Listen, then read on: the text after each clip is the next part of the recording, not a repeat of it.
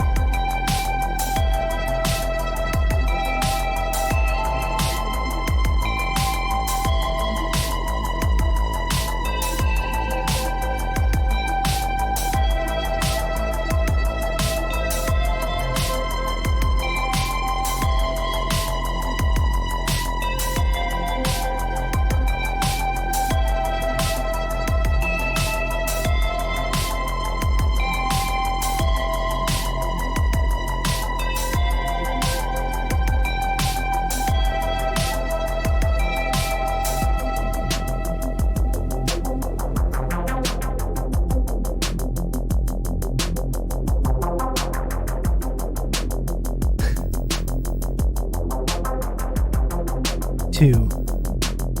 Check. Hello. 2. Hello. So there seems to be some confusion in the chat. Marty says, believe it or not, this white man can't jump. And Lodane says, I don't know, I've seen him hoop once. This is the thing. No, I can't jump. No, I can't. But I can hoop. These are two different things. And I accept that I can't jump. At one point in my life, it was very important. I really wanted to be able to jump.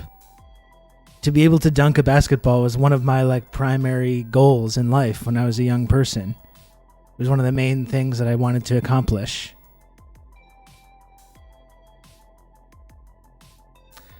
It was one of the main things I wanted to accomplish, and unfortunately I did not. And it was a harsh lesson for me about the fact that sometimes no matter how much you want something, no matter how much you believe that you can do something, sometimes it just doesn't work out. Sometimes you just can't still. You know? It's a harsh but important lesson. It's not okay, Marty, I'm going to let that slide. That's a deliberate attempt to provoke me, and I'm not going to rise to the bait.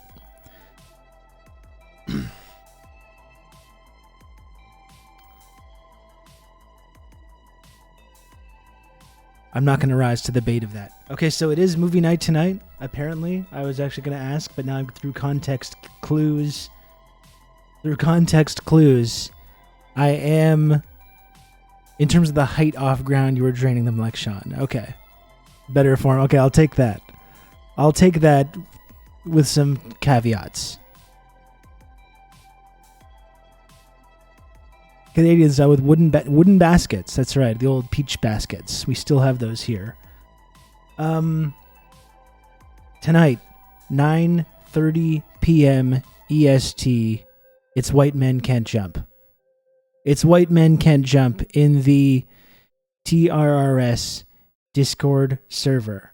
This is not only one of the best basketball films of all time. It's not only one of the best sports films of all time. It's one of the very best films ever made.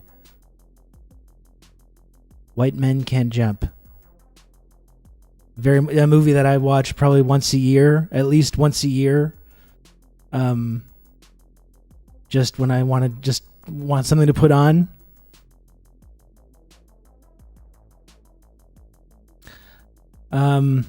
Very much looking forward to enjoying it with the community.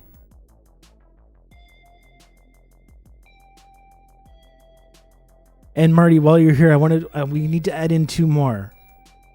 We need to add in 2 more movie nights, and there's another one that escaped me. I have to start writing them down when they come to me.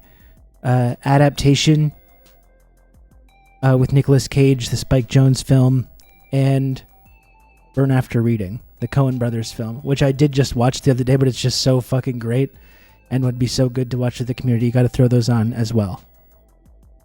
And there's another important one that I'm forgetting. I will start writing them down when they come to me as must watch movie night flicks. We'll throw both of those on there. We got free sausages and burgers at work? Hell yeah. That sounds wonderful.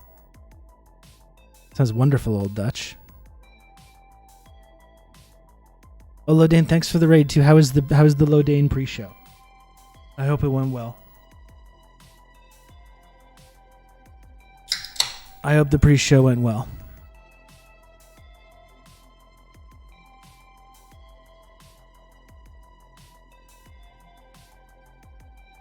What was the movie we watched last week called? Scanners, right?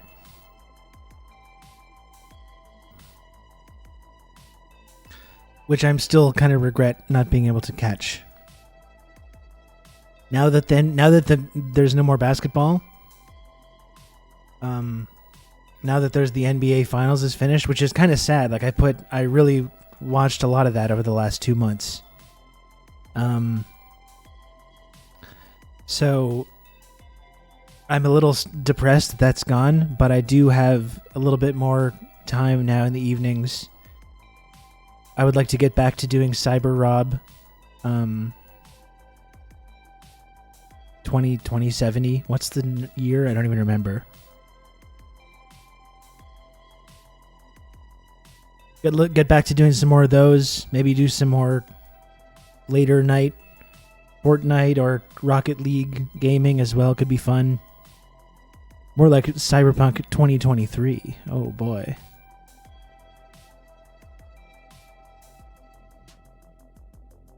I'm amazed that the creeps attacking you on Twitter can continue to get weirder all the time, and you should probably disengage with them.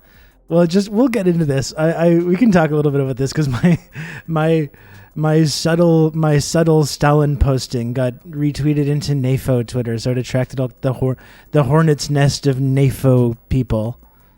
So I got some funny content to mine from that. We can get into it though. It's all right. I can take it. I can take it, Diego. It's not a constant thing with me, It's just sometimes I get these posts that get retweeted into different circles of people that it get very outraged. We can take a look at. Just give me a moment to get warmed up here, okay? Let's take a moment to get warmed up, and then I'll get to that. Time to get into the G1. I could get heavily into the G1, I guess, in theory. I'm still kind of just a lapsed wrestling fan. I follow wrestling. I watch highlights. I pay attention to what's going on. I watch a lot of promos and stuff like that. I'm still not at the point where I'm like watching events, like watching wrestling events from beginning to end. I'm still not at that level, and especially getting into the extreme like nerd ass wrestling that is the G1, and like focusing on how extensive that is and all the different people involved. I just don't know if that's gonna work out. Watch Joshi. Yeah, I'd rather watch Joshi Night and the Freak Museum Discord server. That's one of my favorite ways to enjoy wrestling. The sport of professional wrestling. So I will probably pay attention to the G1. I will watch the highlights. I'll see what's going on, Is Bryan Danielson in the G1 this year? Because I know there are some fucking great matches coming up, isn't there? Danielson versus Okada. That's a match that I'm going to have to watch. That's a match that I'm absolutely going to have to watch. Bryan Danielson versus Kazuchika Okada. That's going to be really cool. I'm looking forward to Punk coming back and where that goes. What are some of the matches that are shaping up that they're going to do in Wembley? There's going to be some great matches there too, right? Probably Omega and Will Ospreay again. What else is going on there? It would be good if they did a Punk and FTR versus Elite thing.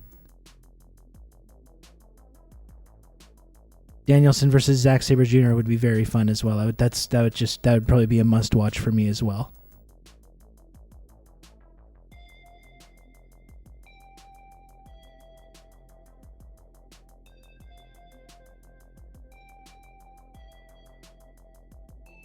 Omega is fighting Ospreay here in Toronto. So in Toronto has Danielson versus Okada and Kenny Omega versus Will Ospreay. Fuck, if I had like a lot of disposable income, I would consider going. It sounds like it would be a really fun event to go to. I don't know if I really do, though. I don't know if that would be smart for me to do that. It would definitely be very fun, but I don't know if it's a good idea. Hell yeah, thank you, Marty. And I'll think about other must-watches. Sounds like Punk versus either Naito or Kenta. Jesus. That's a very stacked card already. I feel like people will hate adaptation. I don't know. Maybe it's divisive. I love it. It's one of my favorite movies. It's my favorite Nicolas Cage performance, far and away. Both performances. Amazing film about the creative process, very unique.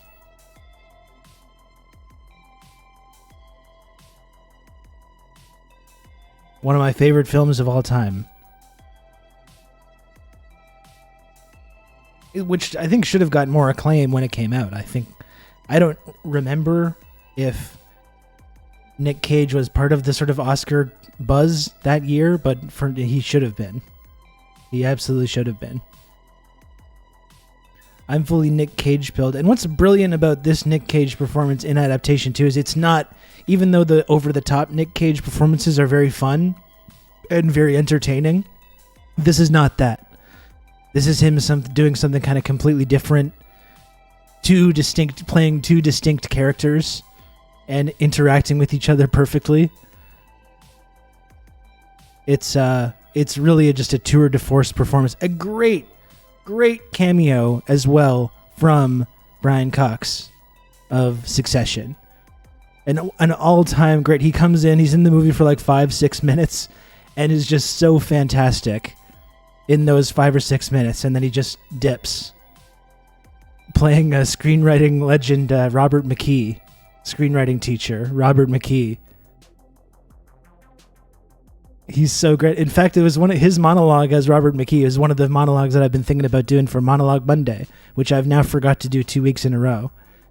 This new segment that I've come up with that I've not followed through on. Monologue Monday. I really want to. It's one of his monologue in that movie is so fucking great.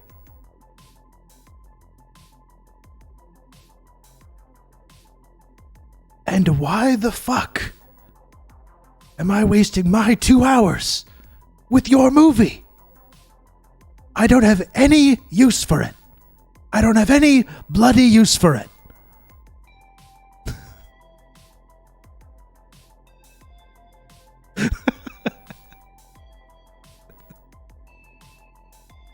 I should put it in the calendar. You'd think just with the name, Monday, Monologue Monday, right? It's like, mentally, I should be able to figure that out. I should be able to figure that one out. That's when it happens, is on Monday. The M day, you know?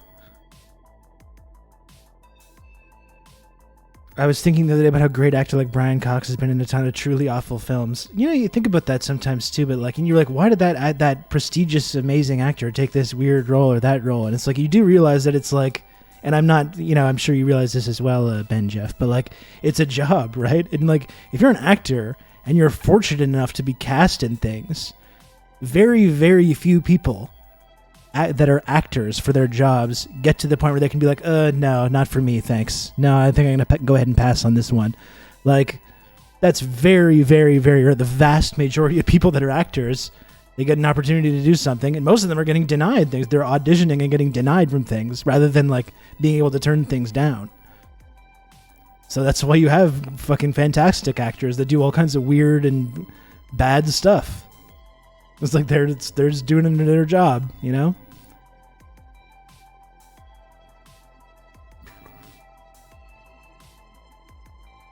Instead, Rob will make sure to hold us accountable in needing to remind him.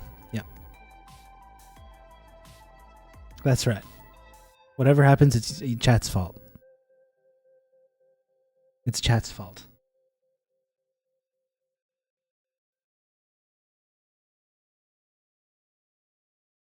Nothing happens in the world? Are you out of your fucking mind? Now I'm going to do it, but now I don't. I shouldn't give the game away. I think that's a strong candidate for next Monologue Monday, though. Strong candidate.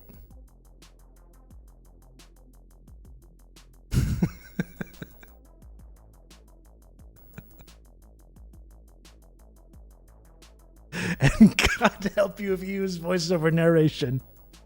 God help you.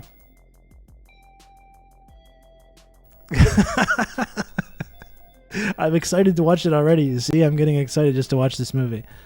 I'm uploading the backlog of shows for YouTube. Can we get some on how soon we get another strike because Rob said something kind of nice about the DPRK or something? That's right.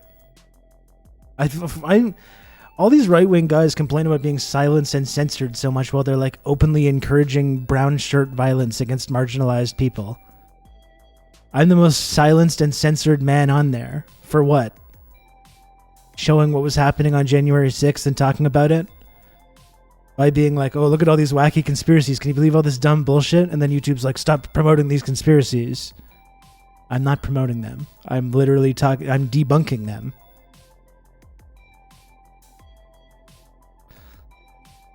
I'm the most silenced and censored man on social media. You heard it here first. And then YouTube just said, hey, January 6th content is cool now, by the way, like last week. I should fucking write them and see if they can release the tapes. If they can release the tapes. Release the lost TRRS episode, January 6th episode. I know that's still on the server somewhere. I know it's still there. Yeah, I did see the whole thing about Instant Pot. Yeah. VC tech bros only want companies to make infinitely increasing profits and can't settle for running a company that just sells a good product and makes money. It was a super popular product, too, that had all kinds of hype and all kinds of devoted people that loved it. And it's like, how can we take this and totally just drive it into the ground in pursuit of this, like, endless growth paradigm? Which is completely impossible to achieve.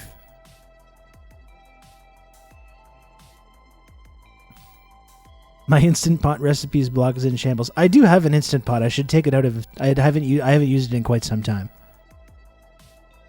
Crad Babes, watch it. Okay? Listen, Crad Babes. I'm happy to have you back in the community. Alright? We don't need to start with this, though.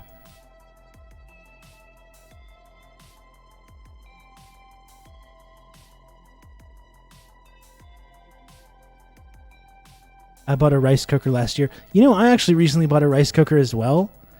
I still have not used it though.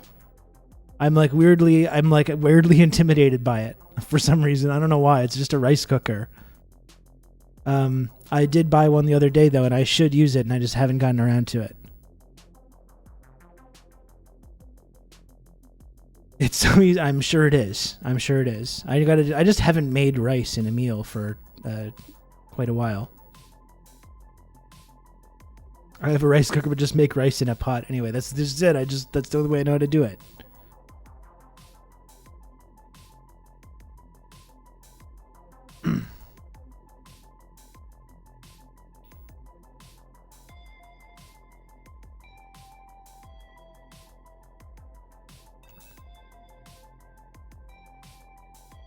Anyway, I will eventually do that.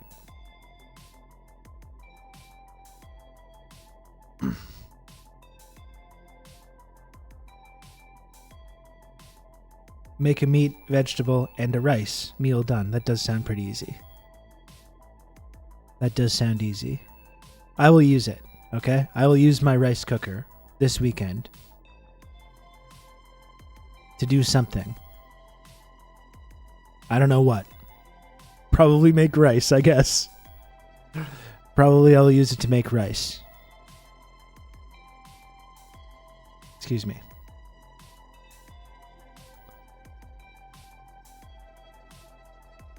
It's really like been a game-changing experience for me just to start getting some different ingredients that I use so much now. Just having in my fridge sesame oil, the oyster sauce has been good. Lao Gan Ma, along with like soy sauce and some other things, you can really like improve dishes and make interesting stuff very easily with those ingredients, you know? I really enjoyed the noodles I had on the stream yesterday that I made in like 5 minutes while I was like going back and forth hosting the show and making noodles at the same time. And I was still a little bit hungry later, so I didn't even make any noodles or anything. I just made some like frozen vegetables in a pot and added like four or five dumplings, like pot stickers or whatever. And just like with a little bit of the water, drained most of the water, kept a little bit of the water, added sesame oil, oyster sauce, soy sauce, Lao Gan Ma, gave it a stir, and it makes like a really flavorful broth in like no time. Most like, you know, broth you need to really work at it, but it makes like a very yummy, spicy, flavorful broth. Just that in like a few minutes is really easy, and it's very enjoyable.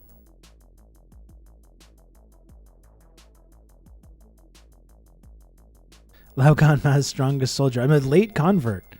I really had no idea that Lao Gan Ma was this global phenomenon. I really didn't.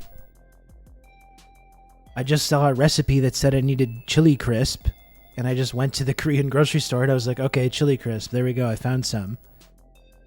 And then I realized that it's become this big, massive global phenomenon. It's like bigger than ketchup.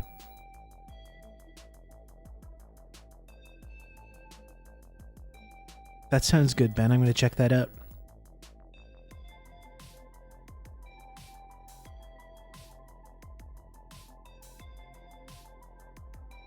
Have you tried it on your mac and cheese yet? No, because rather than eating mac and cheese lately, I've been eating that bulldog cheesy ramen, which I find is like more flavorful and spicier and yummier, but I put it on that. And it's very spicy already, and I add the laoganma and some green onions and some other stuff on there. And it's really good. It's really... And maybe some smoked sausage. Maybe some smoked sausage, just throw that in there. Maybe some bok choy or some kind of a leafy green. Throw that in there. Very good. Very good. So I've been eating that. I haven't had mac and cheese in a couple weeks. I just eat that cheesy ramen instead. And it's fucking tremendous. It's really good.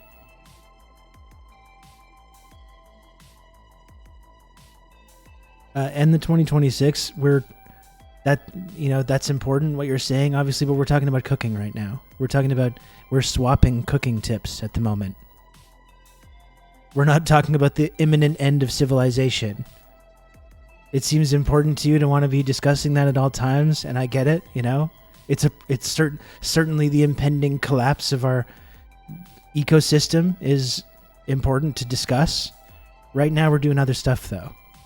Right now we're talking about rice cookers and broth recipes and different spices and sauces that are good to have in your fridge, which allows you to create yummy concoctions. Sometimes you can't just talk about the imminent collapse of civilization all the time. I understand that it's important. I'm not dismissing that. I'm not dismissing that that's important, but we can't just sit around and talk about it 24 hours a day, or we're going to not be very happy people. And we're not going to be very pleasant to be around, and we're going to be alienating to others. Like some people in this chat who show up every 2 months to remind us of our impending demise. It's actually alienating to other people when that's all you want to discuss or talk about.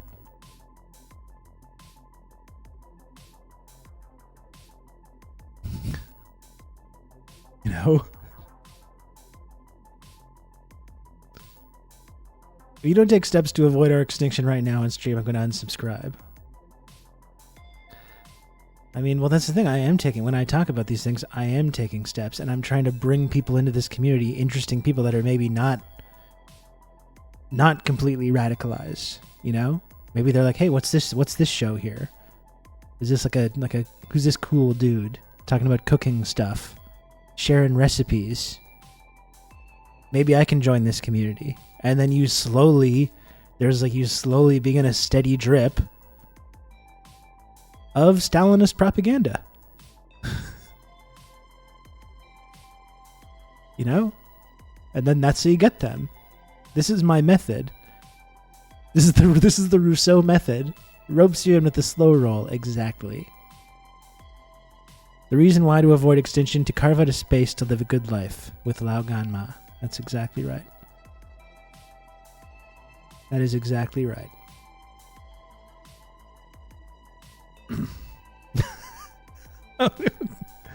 So if there's no avoiding extinction, what's the point of even talking about it then? What's the point? What's the point in doing what you're doing right now? You just want to make people sad, I guess? Is that it?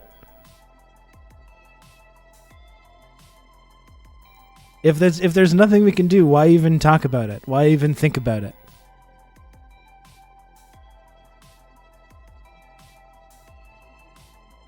Humans think they can avoid an extinction. Because you're cosplaying as an alien or something? It's kind of odd. If you are an alien and you're not sharing your technology with us so we can avoid extinction, I think that's kind of fucked up. I think that's kind of messed up to just taunt us like this, to sign on to Twitch chat of this like random ass stream, just to sign in, just to depress people and just laugh at our reactions. Is that what you're doing?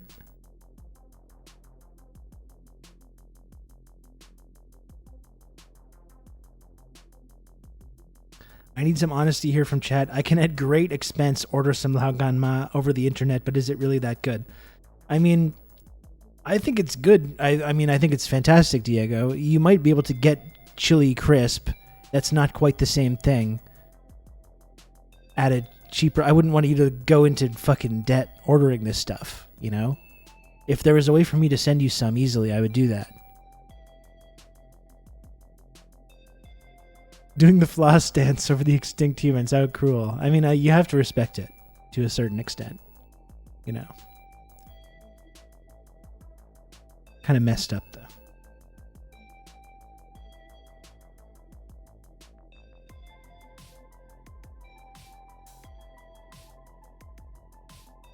Yeah, you could probably also make your own. I saw people sharing recipes on how to make their own.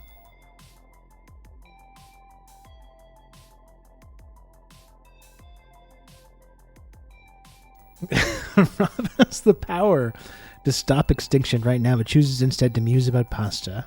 How maniacal. If only, you know?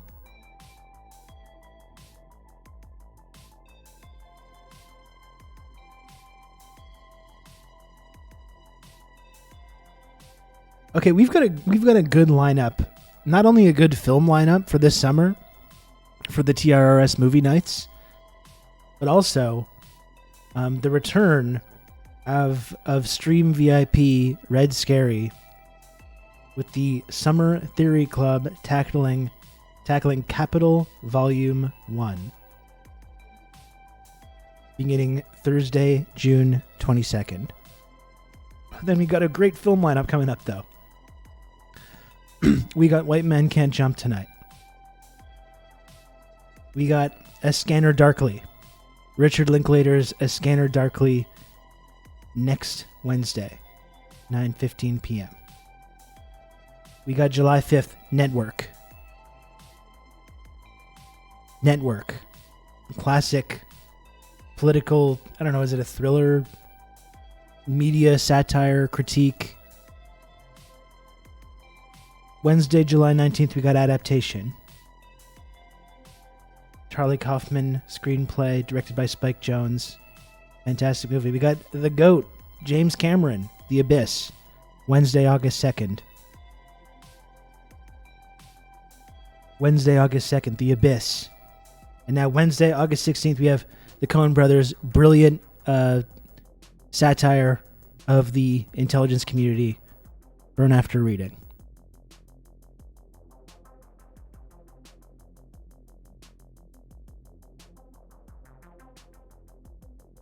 Lots of good stuff coming up.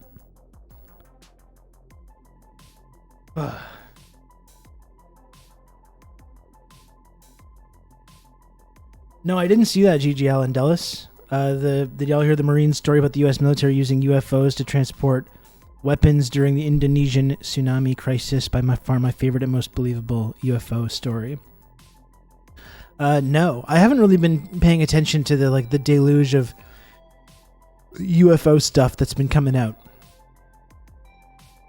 I haven't really been paying attention to it because it seems like the whole thing just seems like this kind of steady drip of exciting conspiratorial stuff that's probably designed to distract or obfuscate something else. So I guess I've been more concerned with thinking about what we're supposed to be paying attention to. You know? I guess that's what I've been doing. Even though I don't doubt, like you're saying, that there's nuggets of truth or kernels of truth that's mixed up in that. They're here. If they are here, I would just like to fucking get this show on the road, you know? You know? If the aliens are here and they're gonna do something, then fucking do it. Enough of this. Enough of this getting us to wait around everything. You know, I'm sick of this. Let's get this show on the road. That's when I'm going to be interested. When they reveal themselves and they say, okay, this is what's happening. and they lay down the law. Okay? That's when I'll be interested. No more of this like playing footsie. You know? They're probably just scientist observers. If that's true, if it's like a like that episode of Next Generation where they're behind the duck blind, you know? And then like it malfunctions, and then this early Vulcan race realize that they're being observed by these like alien creatures. And the one guy, this is actually one of my favorite episodes, the one guy who lost his wife in the flood season thinks Picard is like a god who can bring back his dead wife. It's actually very touching. One of my favorite episodes. But it's the same thing. It's like, we need help.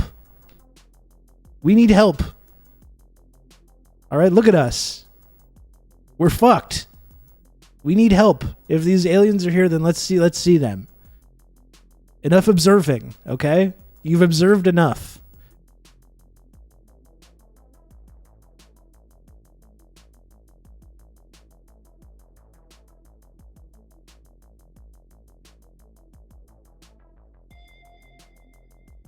We've had blurry JPEGs for years. I don't care unless they release downed UFOs or messages. For sure. Like, let's get all our cards on the table here. Humans, aliens, everybody.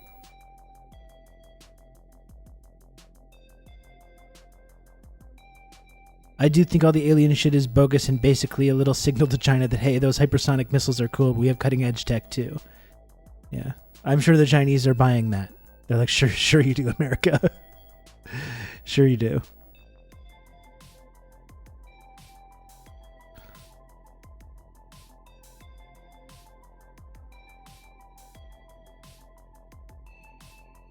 If aliens are here, why aren't they abducting and or replacing like the 14 individuals at the head of government and oil companies who could fix this?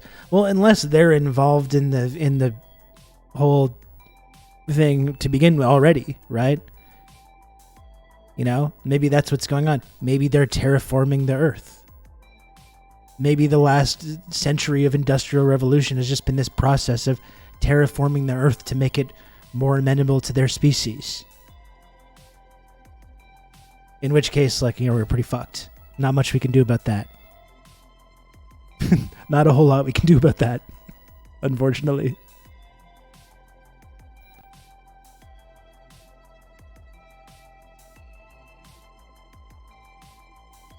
I'd like to go ahead and plant this flag in the ground that UFOs are not real, they're a misdirect, and the obsession with them overwhelmingly are from white countries. So that's true, the whole like UFO sightings. If they're just like hovering over America and Canada and, you know, sometimes going to Western Europe, but not always. That's pretty telling.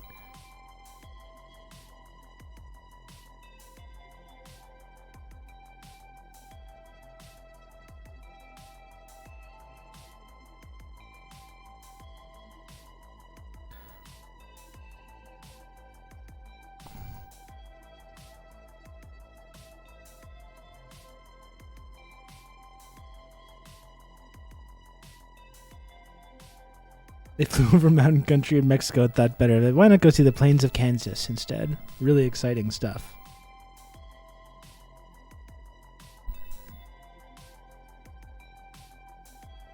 I just don't get it at all. If extraterrestrials had the technology to travel here, they'd have the tech to hide their presence, and they would remain unknown on account of our hostility. Yeah, absolutely. That's kind of one of the main takeaways you get from thinking about this. Like any species that had the technology to travel those vast distances, we would just basically be ants to them. You know, the idea that ants look up at human beings and are like, oh wow, I wonder what's going on with that.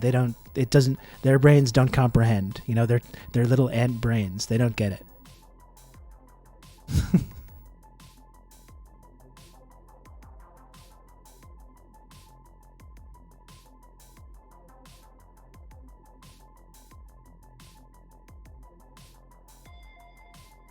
Hollow Moon, though. Okay, they were always there. That's one that I haven't heard. We've talked about Hollow Earth. We've talked about the hologram moon. Hollow Moon, that's one I've not heard or thought about before, but that's working for me, frankly.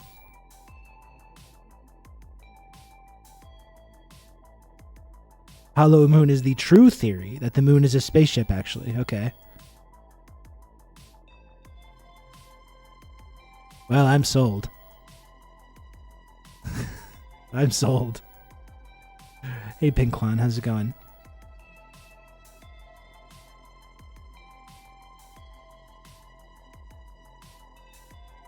Moonfall is Hollow Moon stuff. Okay, no, I did not watch Moonfall.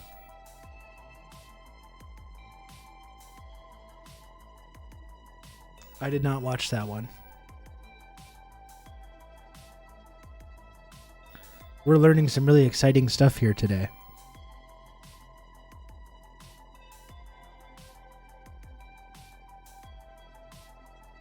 I think it was already a movie night. It's just unfortunately I didn't attend that one.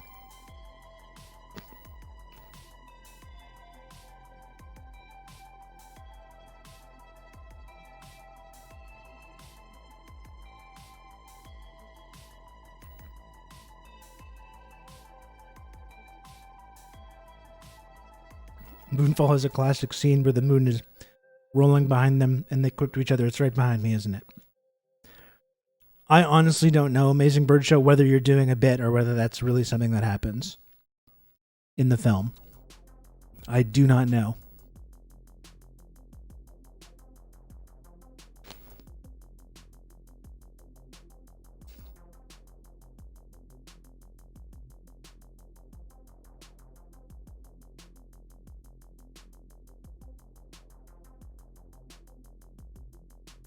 Let me just have a few bites of my apple here, and then we can maybe get down to business. Not that this isn't business already. Obviously it is, but...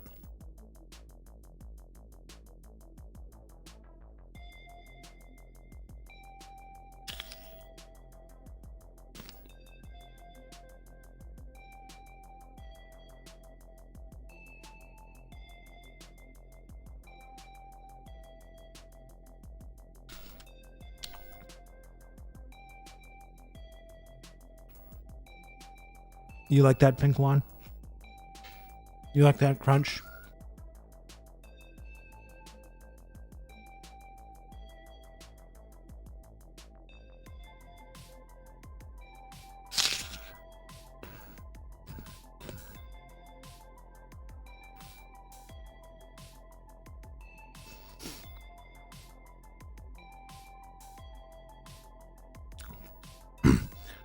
In the original Vincent Moore's Alien 3 screenplay, the space station was a superstructure made out of wood, inhabited by space Luddites. Yeah, I do remember. I've never read that script. The very first Alien 3 script was, as I've talked about before, by William Gibson, which is fantastic and would have made an awesome movie. I have heard about the Vincent Ward script version, though. That was somewhere kind of the early version of what they ended up doing. Which was, wooden planet. It was like a wooden planet inhabited by space monks.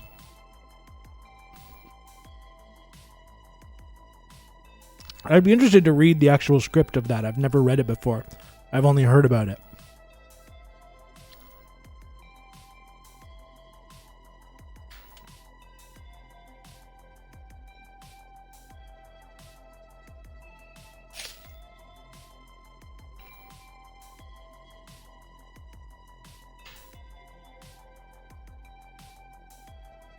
Whereas the first version of the script by William Gibson is totally the polar opposite of what they ended up making. That seems to be a little more in line. You see the idea of what it eventually became in there in that Vincent Ward character.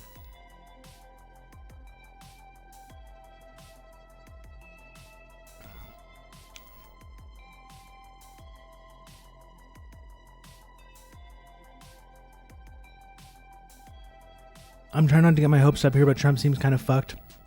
And they haven't even brought forward the Georgia stuff he could be charged with. I think my line that I'm going to continue to maintain on this is like, when it happens, if ever some actual serious consequences for Trump or any other powerful person, but if any actual serious consequences happen, then I will go from there. I'm just going to continue to be skeptical about it until that happens.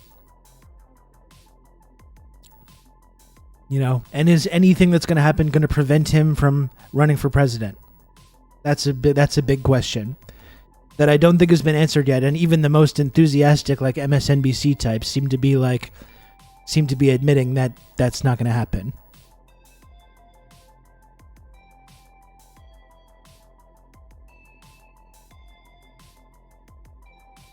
Maybe though. You know, maybe it's been years of this, so I'm just going to continue being skeptical, even though everything that's happening now is like more significant than what happened from 2016 to 2020. It doesn't seem like anything can stop him from running. Yeah.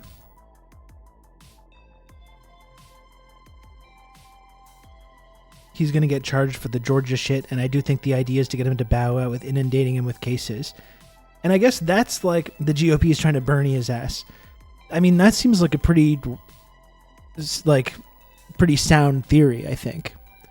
But I think that's the thing about Trump is that would only work on someone that has this sense of like shame, you know, or maybe this sense of like decency, or I need to step aside so that the party or the country can be better, which we know that Trump is not about. Bernie, like that worked on Bernie because he was just like, I'm going to put my own personal success aside and step aside so that you know, the bad guys lose, so the country endures, you know. Bernie has that sort of sense of sentimentality, which I don't think Trump does. I think he's going to run out of gas. He doesn't have a Roy Cohn to jump on the grenade. It'll be interesting to see. I think what you're describing is a pretty sound theory. Not even a felony conviction in prison term. America's Constitution allows for felons to run from prison. You can literally be a murderer on death row and win a presidential election. Yeah, and like maybe there can, like maybe they, like, to go with what Gigi Allen Dulles is saying though, maybe they're going to go with him eventually and be like, listen, drop out, back DeSantis, and we get pardoned and all this goes away. You know, maybe that's going to be ultimately the deal that gets put on the table for him.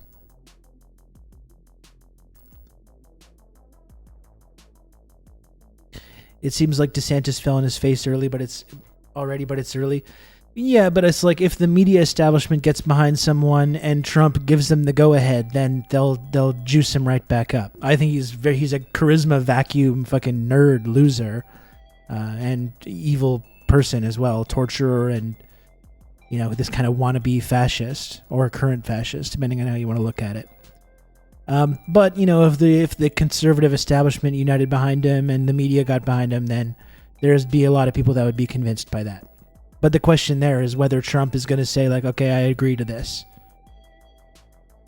Yeah, Biden was a bumbling mess, and then he got South Carolina, and everyone fell in line from the DNC. Yeah, and all the free thinking liberals all got the like the DNC microchip activated. And they all just on a dime, even after talking about Biden's problems and all of the reasons that he was bad candidate and all the bad things from his past, they all just got the message overnight and said like, yep, he's the guy. We love it.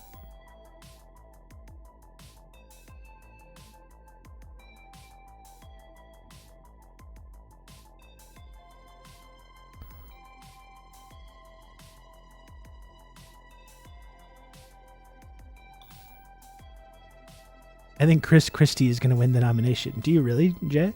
You can count on me. You're going to have good old Rob to talk to. Yeah, okay, just kidding. It seemed like kind of out of left field there.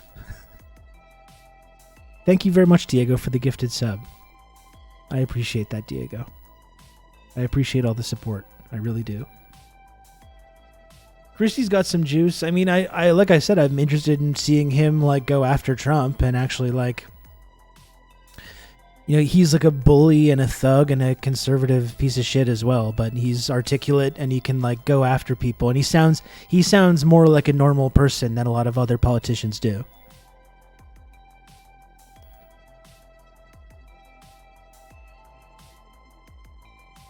One fun one would be Pritzker versus Christie, gigantic lads election. That would be good. Yeah. You know, it'd be whoever won in that situation, big boys around the world would win. And would profit from that.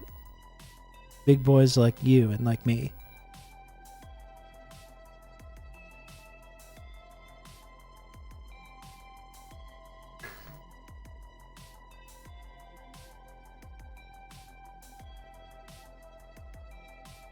But I guess, like, with all the speculation, what this rests on is whether Trump says, okay, fine, I'll drop out, I'll endorse whoever. If this shit goes away, I don't have to worry about this bullshit anymore. Is Trump going to do that, though? I don't know.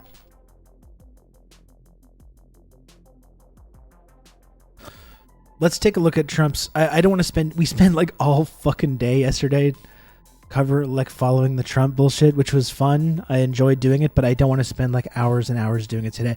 I did want to look at his comments, though. We can talk about this a little bit more, and then I can move on to talking about my minor beef update, the stuff about Nord Stream I want to get into. That can actually probably be next here. So we can do Trump, Nord Stream, beef, and then some Pride discourse. And I got about another 3 hours to do that. 2.5. Should be no problem. Just a little minor beef, Diego. From the NAFO fellas. The dreaded NAFO fellas have found me. Oh, what am I going to do?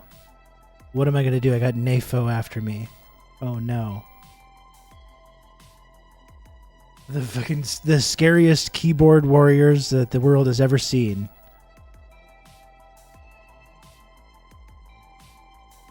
Who love to pretend that they're like part of a war because they post pictures of dogs on Twitter.com.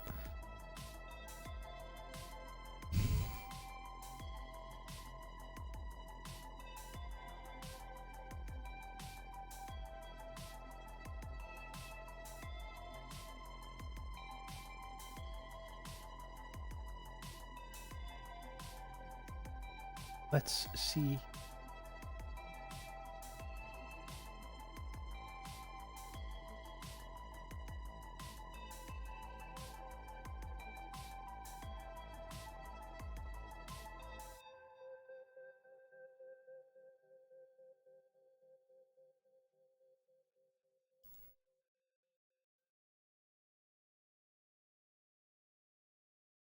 I was turned on to this sick individual by NAFO, and I found this. Oh boy. Maybe some of them will even join us today. That'd be nice. You know? That'd be fun. I try not to be a hater, but I literally have never encountered a more creepy and horny for war group of literal Nazis than the disgusting NAFO assholes. I mean, I posted the exchange that I want to take a look at in the Discord server if you want a little preview of some of the weird psychosexual obsessions that are on play with some of these folks. We'll get to that, though. Let's take a look at this Trump comment first, okay?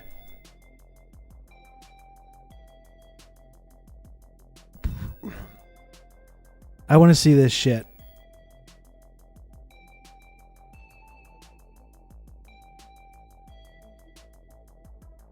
Sounds like something a poodler simp would say. That's right. And of course, I am paid handsomely by the Russian government to disseminate this kind of propaganda.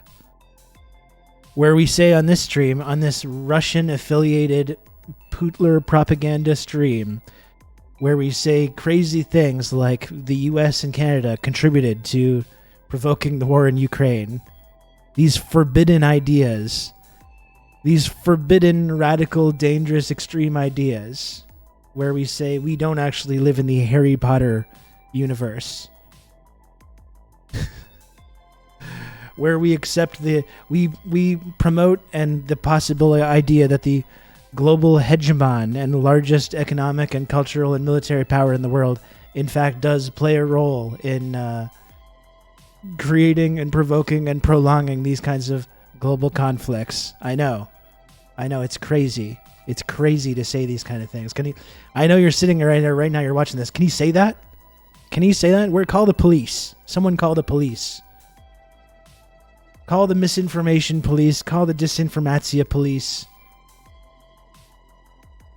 Someone stop this guy from saying these things. I know that's what you're saying, but that's the kind of crazy stuff That's the kind of crazy, wild Kremlin propaganda that we disseminate on this program.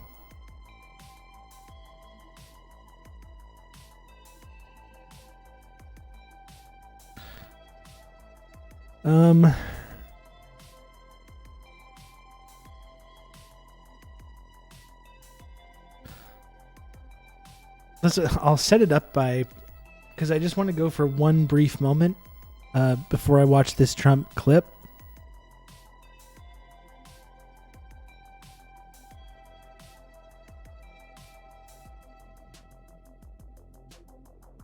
You can count on me. You're going to have good old Rob to talk you through all this. I'm on the phone with the Twitch mayor right now. Oh, no. Oh, no. Wait, Rob, are you saying that the Nord Stream pipeline didn't just Humpty Dumpty itself into oblivion randomly? Well, Husker, the thing is, though, the CIA specifically said that they weren't involved with it. So, really, it's kind of case closed on that one. Fuck, we're going to get to this, though. Let's just look at this Trump thing because we spent so much time on it yesterday. We'll watch some of this Trump indictment stuff. We'll look at the big man and what he has to say for himself. And then we can move on to talking about that, okay? And thank you, James, for the gifted sub. Thank you very much, James Ed Smith, for the gifted sub. Very kind of you. I very much appreciate it. Thank you.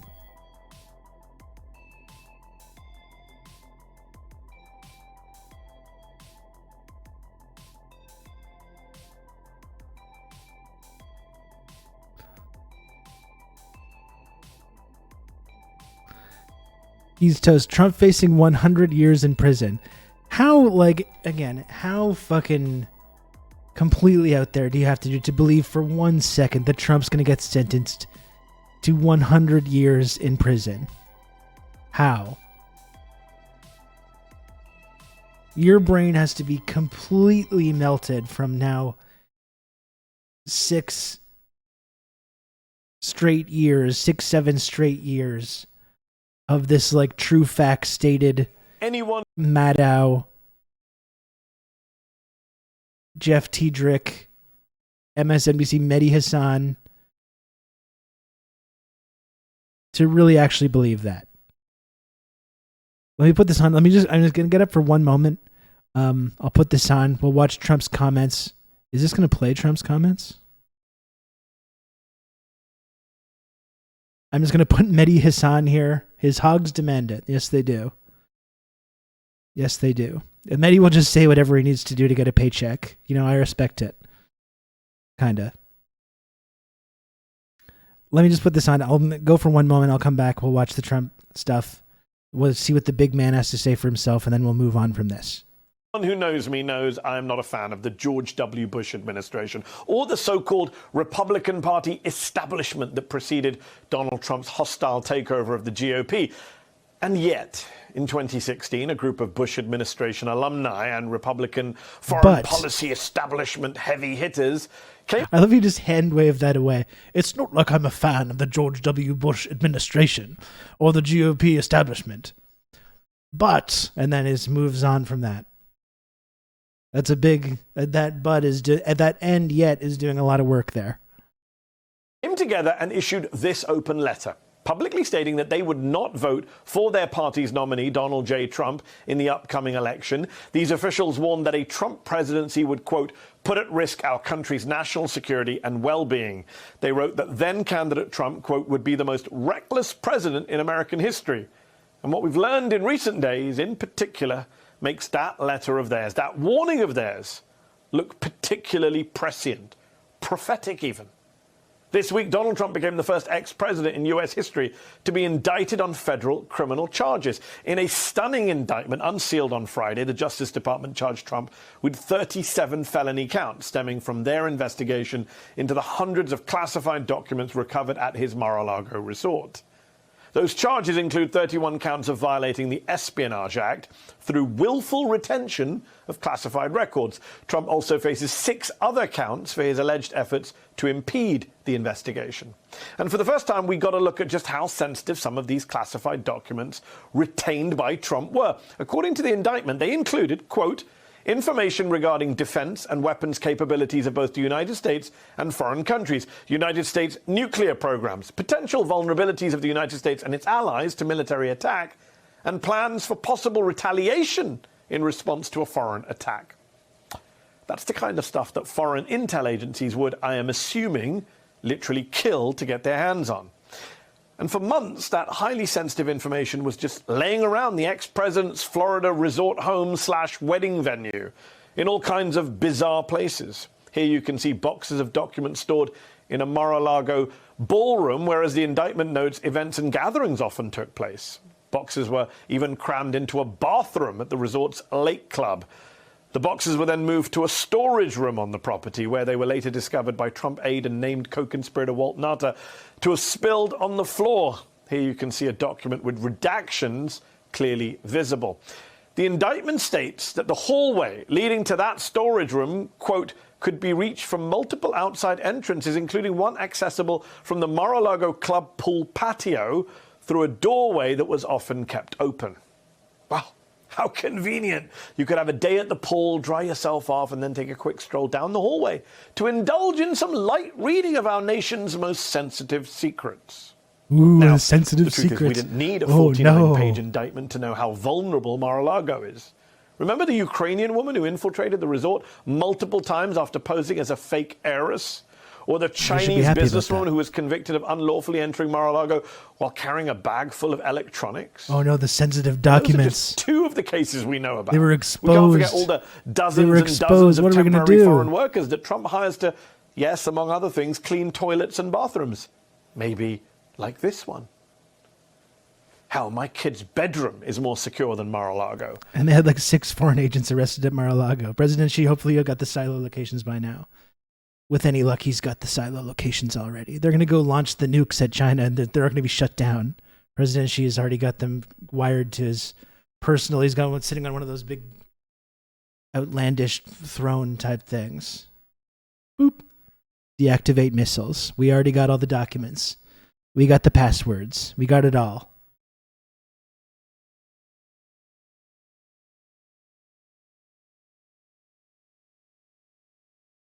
And again, while this week's indictment makes the criminal case against Trump, it was already quite clear that the ex-president couldn't be trusted with classified information.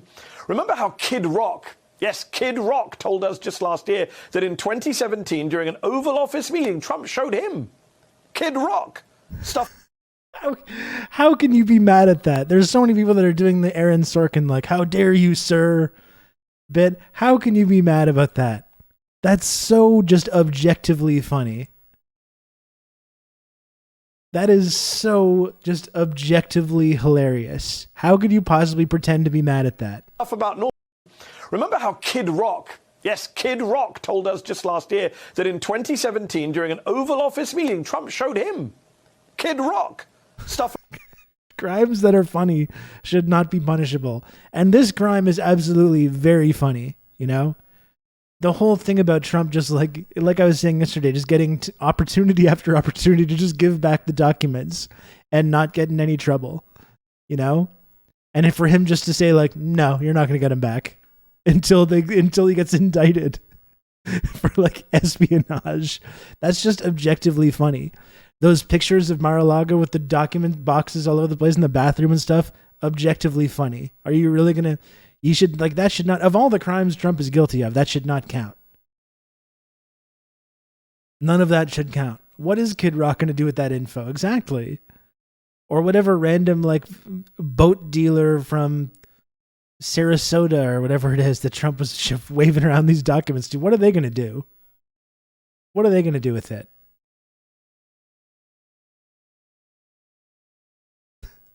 About North Korea that he probably shouldn't have been shown. So is it any wonder that with that kind of information already out there, on top of the new information laid out clearly in the indictment, which I should note includes a transcript of an audio recording where Trump admits he knew the documents in his possession were classified, that even some of the ex-president's once fiercest defenders are now flipping the script? Here's Trump's former Attorney General, Bill Barr, speaking just this morning.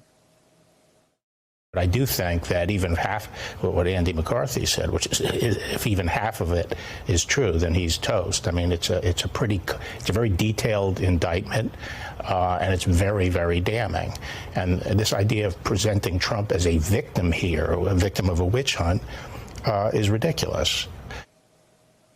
But I'm Rhino. sure Trump will be screaming witch hunt on Tuesday night. Woke Today we learned that liberal he plans Bill to give Barr. public remarks At it again. after he surrenders to authorities during the day at a courthouse in Miami. If convicted on everything, Trump could face up to 100 years in prison. But that's up to a Florida jury of his peers and up to a Florida judge, Aileen Cannon, who rather conveniently he appointed and who has already ruled in his favor during the early stages of this investigation, a ruling, I should note, that was later overturned. She looks by a like high someone court. that's going to be totally fine with Now, all this, we are frankly. months or perhaps years away from a possible verdict. Does the in eye States. test? But She what's looks like already she's clear going to be me, like, yeah, as I'm not someone who moved is by not a any of lawyer, this. but is a U.S. citizen, a voter, is that this man should not be running for high office again. He should never be allowed near classified intelligence ever again. Forget President of the United States. Forget Commander-in-Chief of the United States military. Donald Trump is unfair. Donald Trump is just unfit to be the treasurer of your local Rotary Club. Forget Commander-in-Chief of the United States military. Donald Trump is unfair. Donald Trump is just unfit to be the treasurer of your local Rotary Club. He is a real and present Botched. danger to our nation's secrets, our nation's security, our nation's democracy, whether he is inside or outside of a prison cell. That famous American democracy.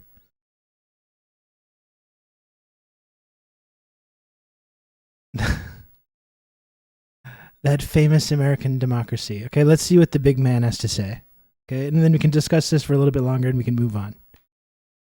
The horrific violations of my rights by crooked Joe Biden's weaponized. So, but really, and as much as I've downplayed the seriousness of this, which I admit to doing, keep in mind, though, when you see Trump's comments about how he's innocent and did nothing wrong and like is being the subject of this witch hunt, keep in mind that he is like very clearly guilty and had, again, multiple opportunities to just give back these documents and not get in any trouble and just refused to do so.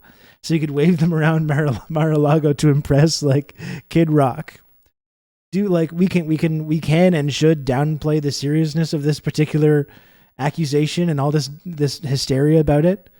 But like, keep in mind though, when he's talking about this witch hunt, that this is entirely of his own making. He literally decided to do this crime, you know, and had many opportunities to just skate away with no consequences and literally chose to escalate it to this point.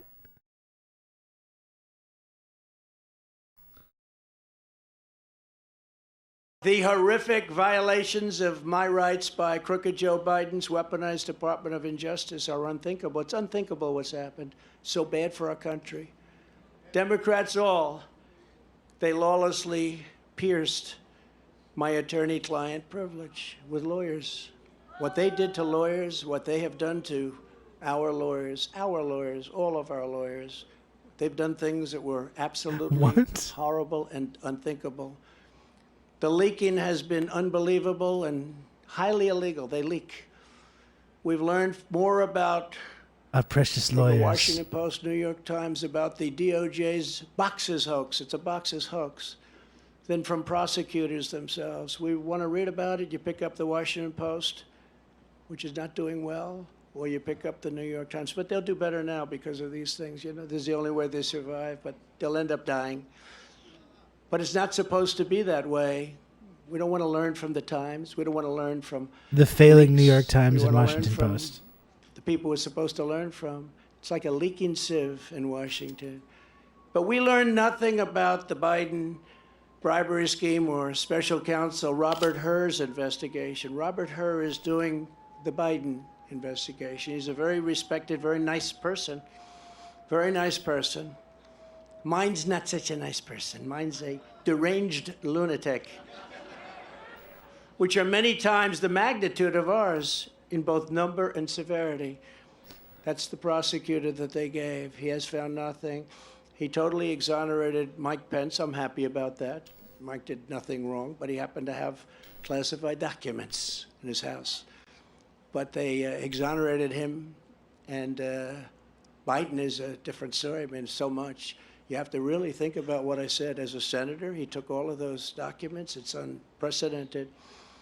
The prosecutor in the case, I will call it our case, is a thug. I've named him Deranged Jack Smith. I wonder what his name used to be, Jack Smith. It sounds so innocent, doesn't it? Jack Smith. What's his name? Jack Smith. He's a very nice man. He's a behind-the-scenes guy, but his record is absolutely atrocious. He does political hit jobs. He's been known to viciously arrest a certain governor. You know the governor, Bob McDonnell of Virginia, and absolutely ruined his life and the life of his family. All these wonderful family members, I knew them, only to have the case overturned 8-0 by the Supreme Court. He destroyed that man and he destroyed that family. And by the way, Awful. I will tell you, I'm here and I love you all, and we can take it. But what these thugs have done to my family is a disgrace. I will tell you that. And I say it to all of the fake news, because there's a lot of it back there. What they did to my family and that young man right there, he's answered more subpoenas than any human being in the history of the world. And you know what? They have nothing after all of those subpoenas. Literally thousands of them. Congress. Who's the young man that he's pointing to? Mueller report, all of this. All he did is answer subpoenas all the time. At least he's become very experienced at that. Congratulations. But Eric is fantastic in what he and isn't he like in his Don, 40s? Ivanka, This young man right there. what This they've gone beautiful, through, innocent and young these are man, serious Eric people. Trump. He's like 43. These are serious people. But what he's done to my family, what they have done to my family is It's like calling me a young man. He I'm also clearly tried not. to railroad John Edwards on a completely bogus legal theory that didn't hold up in court. It's no wonder this raging lunatic was shipped off to The Hague to prosecute war criminals using globalist tribunals, not beholden to the Constitution or the rule of law. Two things Jack Smith clearly disdains. 40s are the new Take a 20s. look I at have this been saying guy. that. He looks like a thug. But then I watched him make a speech the other day, and he was trembling because it wasn't his territory. He feels much safer in the inner sanctums of the Department of Injustice, where he can be in his room and scream at people. He's a raging and uncontrolled Trump hater, as is his wife, who also happened to be the producer of that Michelle Obama puff piece. He loves digging into the family connections of the different people that are persecuting him, doesn't he? And all the sordid little dramas that they can cobble together. Remember, there was the whole thing about, like, because you see these like peripheral figures pop up in like the MAGA world. For a while, they were obsessed with that like FBI agent who was having an affair with someone, and they would always be talking about the love texts. They were sending each other little love messages and like these kind of things. They love fixating on these minor characters, these that are carrying out the globalist agenda. He does love gossip. It's true. It's true. Yeah, that's in his heart. That's what he's really about. There's some like was it Lisa something? That became a central part of the whole like MAGA narrative about Trump's persecution. They love shipping and headcanons. They do. Yeah, it's true. I'm half convinced he literally did this crime on purpose to cause this narrative of him as David versus Goliath. Well, this, whether it's smart or not, and I don't know if it seems very smart, but this idea that he's being persecuted. I mean, conservatives love this victimization routine, right? So this is like the ultimate example of that pathological conservative victimization mentality, right? When you just openly and flagrantly do these crimes and dare someone to do something about it, and then when they do, and you hold up you hold up your hands and be like, "Look at how I'm being persecuted by this globalist hit squad coming after me and my beautiful family, my beautiful innocent young son, Eric Trump, who's only like the ripe young age of 43 or whatever it is, you know? This is such an affront. During Pride Month, they arrest the number one messy bitch who loves drama. Pretty sad. Total puff piece. The puff, he wrote this puff is the guy piece. I've got. Don't forget this persecution is being done by the same weaponized agencies that for 7 years have been running illegal psychological warfare campaigns against the American people. Much as if they were trying to destabilize a foreign country. From the Russia hoax to the no collusion. You see the nuggets of truth in this as well. To impeachment hoax number 1, impeachment hoax number 2. The 51 lying intelligence offers, how about them? They said it's Russia disinformation, and they knew it wasn't. The fake dossier. Now we're onto something. Yeah, we're page 1 in the cookbook. You wonder as well if he was going to get to the whole Lisa. Was it Lisa Page? Was that it? It's something like that. Yeah, the former FBI lawyer, Lisa Page. They became obsessed with Lisa Page and her illicit relationships she was having. I'm sure they think they cut out a part. She probably, lovely Lisa. That's right. I'm sure they were like, I'm sure he just went off on a riff about it just there that they cut it out for time in this video. Paid for by the Democrats. How about the fake dossier? Remember that one? You think that was easy? Nuggets of truth to this as well. Nuggets of truth to it. You saw Trump, who I'm not going to give any credit for being like actually going against the deep state or anything like that, but clearly someone that was perceived as a kind of threat by the establishment or the status quo, and the intelligence agencies did throw everything that they had at trying to get him in something. Again, none of the normalized corruption or criminality that's just totally common in Washington, which they could have nailed him for easily. But this whole narrative about him being this like Russian stooge and the disinformatia and the Russian election interference and all that stuff, that was a deliberate narrative that was being promoted by the media or by the intelligence agencies rather, with their allies in the media. I mean, that is true. And was there elements of truth in that campaign? Of course there was. But I think, he's able to frame that for people because that was something that was going on.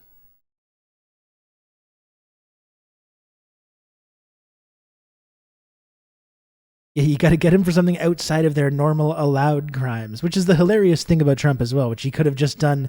He could have just done all the normal crimes that rich people do and powerful people do. But he had to do some extra different crimes as well to really mix it up. Your respecting documents is great. That's catnip for the libs. Very true.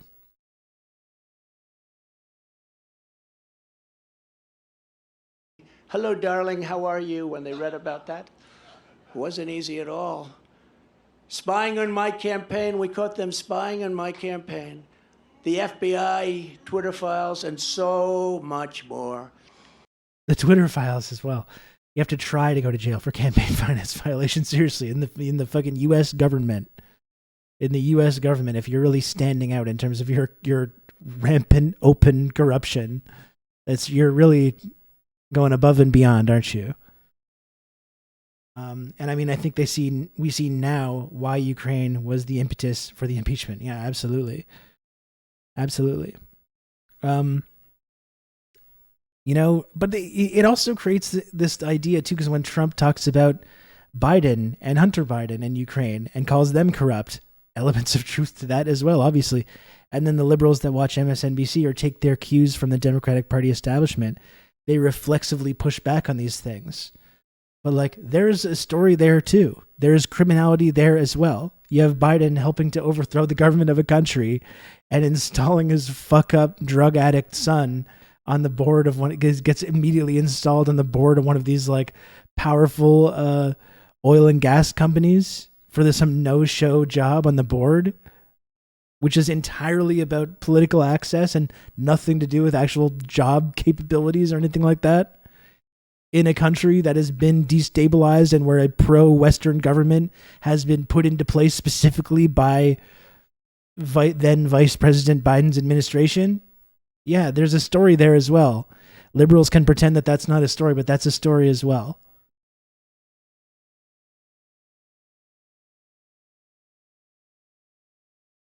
That's corruption. Didn't they find docs at Biden? And I believe there's actually an investigation going on that might actually pick up steam. And one thing that people are pointing on Biden and Hunter Biden and stuff that might actually uncover some things. And one thing that conservative commentators are saying is that, like, if they are able to take power, they are going to be going after Biden, going after other Democrats for stuff, and they're going to be able to find stuff as well. We can dig into that actually a little later. Let's continue this. It's all been a battle of disinformation, one thing after the other, and all to protect the radical left misfits.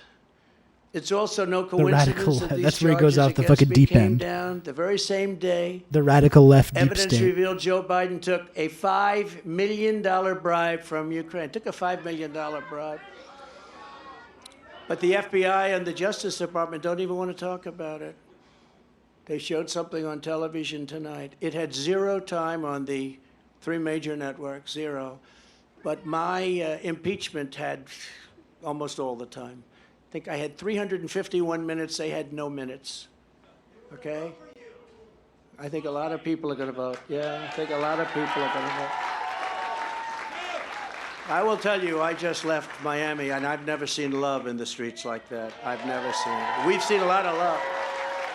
I've never seen love like that, because they know what we all go through. They know what we've gone through, and they see it, and they're smart. And, you know, many of those people coming from Cuba, Venezuela, other countries, they've seen this happening to their countries. I used to say that the United States, if it keeps going... By the way, we should look as well for all the people that, like, and again, we can downplay this whole document thing. We can talk about the levels of criminality of different administrations and war crimes, or et cetera, et cetera. As many people have fallen into this trap of pretending that Trump is somehow better when it comes to foreign policy than a Biden or an Obama or a Reagan or a Bush or whoever, which is totally false. And it was hilarious seeing Trump. And the biggest gift of Trump, as always, is the fact that he articulates this stuff about U.S. empire that's normally hidden behind layers of rhetoric and, you know, bullshit about democracy and human rights, where Trump just like says the actual thing that's happening. Which is actually, I think, why he's kind of a valuable figure to have around, because he's such a dumbass that he just says this stuff that you're not supposed to say. That's why they hate them more than anything, right? That's why they hate him, not for any of these bullshit crimes, because he exposes the grift and the scam behind American empire, and he exposes the actual naked reality of that, not hidden under the pink-washed NATO version that's been sold to people about protecting democracy and protecting human rights and all this stuff, which is just nonsense. So that interesting quote he said the other day about Venezuela was like, we were trying to overthrow Venezuela, you know, where they're saying, of course we're not. We're promoting democracy, we're promoting this. We were trying to overthrow Venezuela and take the oil. We wanted to take that oil, folks. You know, he just openly says that. And then there was that fantastic quote from Maduro afterwards, which we actually should look at after this, where he's just like, we don't need evidence when you're admitting to it right now. Like all the things that these like so-called authoritarian dictators, whether it's Maduro or Diaz-Canel in Cuba or Kim Jong-un even, all the deranged, crazy things they say about the United States, trying to overthrow them and trying to sanction them and militarily encircling them and threatening them and destabilizing them.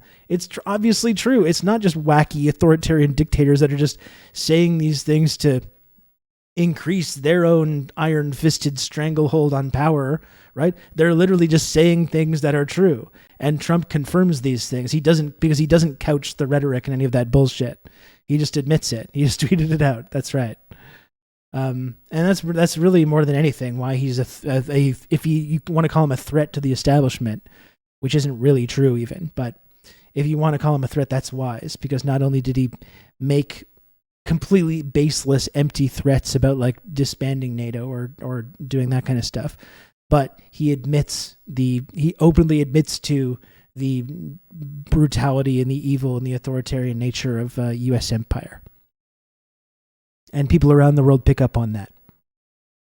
This way, it's going to be Venezuela on steroids. And now we're buying oil from We should be Venezuela Venezuela on steroids. We have more liquid gold under our feet than any other nation, but we're buying tar from Venezuela, and we're refining it in Houston, the dirtiest, worst oil probably anywhere in the world. Largest And oil we're reserves, I think, refining isn't it? So you can imagine what's going up in the air, and our beautiful stuff we're not taking out of the ground and making a lot of Hello, money Easy and Search. paying off debt and reducing taxes still further, which we were in the process of doing. They want to distract from the real espionage and the real crime, so let's use President Trump to do so. Let's go out and let's indict President Trump so they don't talk about the $5 million bribe.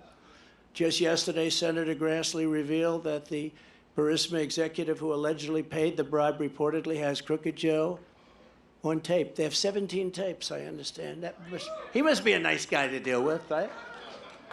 The guy from Burisma, nice company, they got him and Hunter on 17 different tapes, supposedly. But the FBI isn't showing them. Remember, they impeached me for asking a simple question about...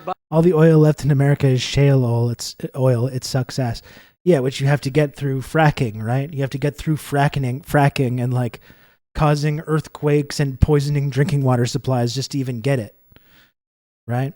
And then they're not even like using it to address their own energy concerns. They're just allowing big fracking companies and oil and gas companies to sell it to other nations, such as Western Europe, Germany, at inflated prices. So the CEOs and the shareholders of those companies can profit. No, not so the actual human beings that live in the United States can profit from it. Biden's corrupt dealings in Ukraine, and now they see that once again, I was right. I was totally right. Joe Biden and the radical left can take foreign bribes and be totally protected. Republicans all, you must finally get tough. You've got to get tough. You got to get tough, and you got to show them. When you arrest your leading political opponent, we no longer have a democracy. When people are allowed to pour through our open already do not have a borders and democracy, sir. our elections are rigged, our country is in very serious trouble. When inflation is allowed to rage, when energy independence and dominance, we had independence and dominance. We were going to be soon very, very dominant. Within 6 months, we were going to dominate the whole world. We were just getting ready to energy, make a fortune. be back. We were just getting ready, folks. Right when they got rid of me, right when the fake election got rid of me, we were just about to reaffirm our global hegemony. We were gonna be the big boss again, undisputed. We were just about to, before the radical left Democrats stole the election. We were right on the way there. We were going to be back. America was going to be back. The manufacturing was coming back. It was all the glory days were coming back. It was just out of reach. to be paying off debt and lowering taxes at a level that nobody's ever seen, and they came in and they ended it. But when that's taken away from us, when interest rates and taxes spiral upward in an uncontrolled way, when murderers are allowed to roam, these are horrible killers, murderers are allowed to roam the streets of our Democrat-run cities unchecked. But the murder rate is actually higher in red district states, I attorney in believe. New York indicts Trump for a crime that everybody agrees, every pundit, everybody, there is no crime. But murderers go out. I don't know if they all agree on and that. nobody ever even comes and knocks on their door, and they know they're there, and they know they're Murder is legal in America now. Biden made murder legal. That's what these sicko radical left Democrats are doing. They've made murder legal. We have the purge, folks. Biden, crooked Joe Biden, he's instigated the purge. That we're purging. We're doing a lot of purging. And we're looking at the purge very strongly. And they're roaming our cities all over. And some of them are coming in right now through our borders. But then you have a nation that, as we are, is in serious, serious decline. We have a nation in serious decline. That is If true. the communists get away with this, It won't stop with me. The communists. They will not hesitate to ramp up their that's good. persecution of Christians, pro-life activists, parents attending school board meetings. I did everything right and they even indicted future me. Republican candidates, which they do. We must end it permanently, and we must end it immediately. Now that the seal, so important, is broken, the seal is broken by what they've done. They should never have done this. This was an unwritten rule. You just We privatized Canadian oil and gas, now 70% American-owned. Our royalty rate is 30%, even though all the equipment they use was built using public funds. I mean, this is, and you can say that about any industry almost, right? The oil and gas industry, the telecom industry, you know? Publicly funded, privately profitable. That's capitalism, baby. That's capitalism. That's how it works. That's how we do it here. don't. Unless it's really bad. But you just don't. But the seal is now broken. In addition to closing the border and removing all of the criminal elements that have illegally invaded our country, making America energy independent and even dominant again, and immediately ending the war between Russia and Ukraine, I'll have it ended in 24 hours. I will appoint a real special prosecutor to go after the most corrupt president in the history of the United States of America, Joe Biden, and the entire Biden crime family. Name a special prosecutor. And all others involved with the destruction of our elections, our borders, and our country itself. They're destroying our country. And when I'm reelected, and we will get reelected, we have no choice. We're not going to have a country anymore. I will totally obliterate the deep state. We will obliterate. Why didn't you do it? Why didn't you do that before, though? Is my question. You were there. You won. You had the presidency. They controlled every branch of the government. Why didn't you get rid of why didn't you destroy the deep state then? You know? Why not? Oh, you had to lose intentionally to draw them out so you know who to come on, do people still believe this? That's what I don't get about the people that love this guy, you know? It's like you'd think when he didn't deliver on this basic kind of promise. You know, really by any objective standard, he got absolutely owned by the deep state, was completely from day one compliant, did whatever they wanted, you know? Got completely owned by the deep state on day one. So what the fuck does he think he's going to do now? They learn from Democrats. You don't do the thing you want, because then you can't use it to dangle over people's heads. Well, and both parties do this as well, but you know, it is funny though. This time I'm going to really go after the deep state. No, you're not, sir.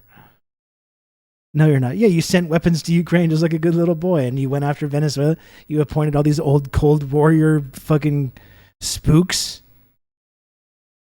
to go after the oil in Venezuela, and you bombed Syria, and you armed Ukraine.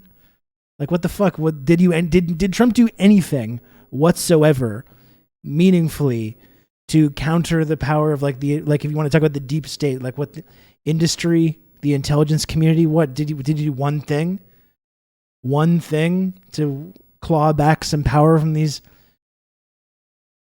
kind of institutions? One thing? No.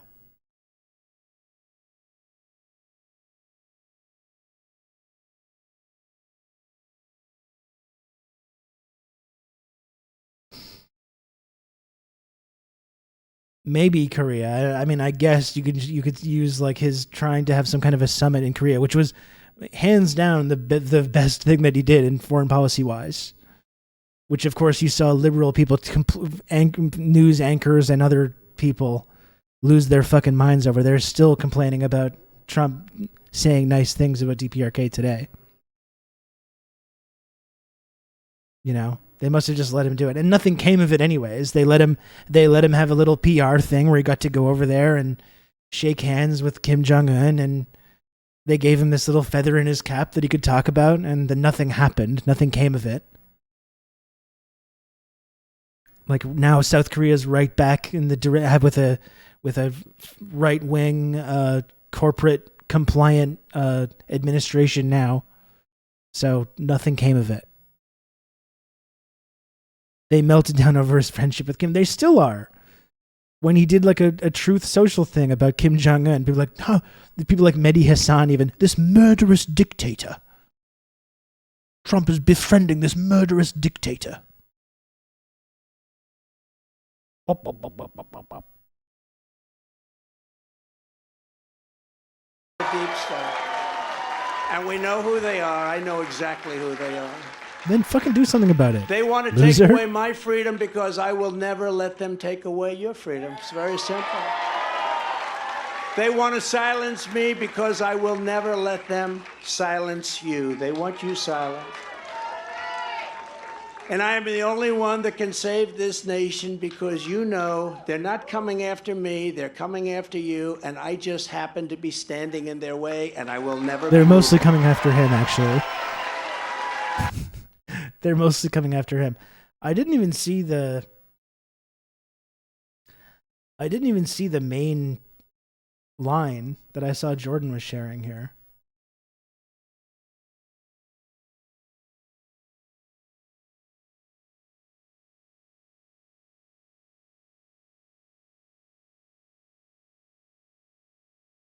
This is an all-timer Trump line. Maybe I just missed it. Everything I did everything right and they indicted me. I did everything right and they indicted me. I did everything right and they indicted me.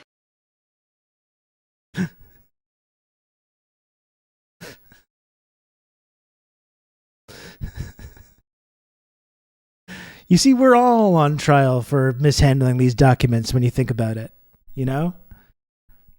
When you think about it, it's not just me. It's not just me that had sensitive classified intelligence lying around the bathroom at my resort that I live at. No, it's not just me. It was all of us that did that. It's not just me that when asked politely if I could give back the documents that I had, and I just said no for no real reason because I wanted to impress Kid Rock. That wasn't just me. That was all of us that did that. We all did it. It's like, is that true, though? I think that was kind of just you that did that. You know? That was mostly you, sir.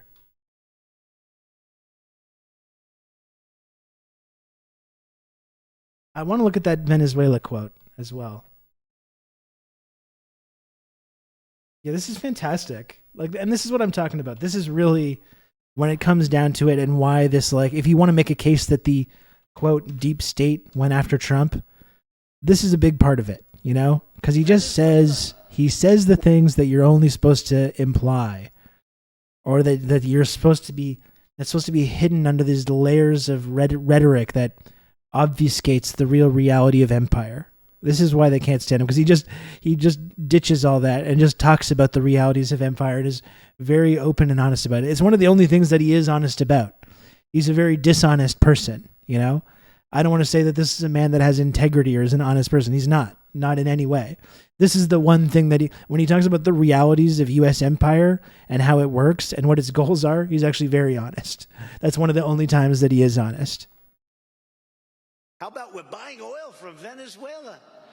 When I left, Venezuela was ready to collapse. We would have taken it over. We would have gotten all that oil. It would have been right next door.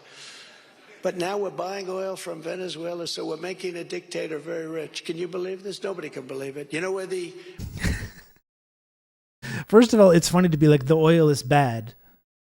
The oil is bad, but we did almost have all that sweet, sweet oil, didn't we? Oh, baby. The oil is really bad. It's the worst oil we've ever seen. It is the worst oil we've ever seen, folks, but we were so close to getting our hands on that gooey, black, delicious oil. You know, it's kind of a funny sort of dichotomy there. Let's see one more time. How about we're buying oil from Venezuela? When I left, Venezuela was ready to collapse. We would have taken it over. We would have gotten all that oil. It would have been right next door. But now we're buying oil from Venezuela, so we're making a dictator very rich. Can you believe this? Nobody can believe it. You know where the oil, their oil is garbage. It's horrible. The worst you can get. Tar. It's like tar. So he's still going on about how bad it is. We almost had that oil. We almost had that oil, and the oil is so bad. The oil is just disgusting. Terrible quality oil. And to refine it, you need special plants. And these people, how about we're buying oil from Venezuela? And I genuinely did love the response from Maduro. This is what real political leadership looks like, sir. This is what real political leadership looks like. And again, it's like when people like Maduro or whoever it is, Kim Jong-un or Diaz-Canel or whoever it is, whether it's like Iran or Bolivia or Lula or whoever is saying these things, when they talk about the U.S. empire, how they're under threat, how they're under this constant threat from overthrow and destabilization and imperialism. And then in the West, we denounce them as being these wacky authoritarians that are just saying whatever they can to keep their population in line, cooking up this imaginary threat of foreign interference on the part of the U.S. empire. And then it's amazing because Trump just totally confirms it. And it totally confirms what all these people are saying, that we frame in the West as being these paranoid dictators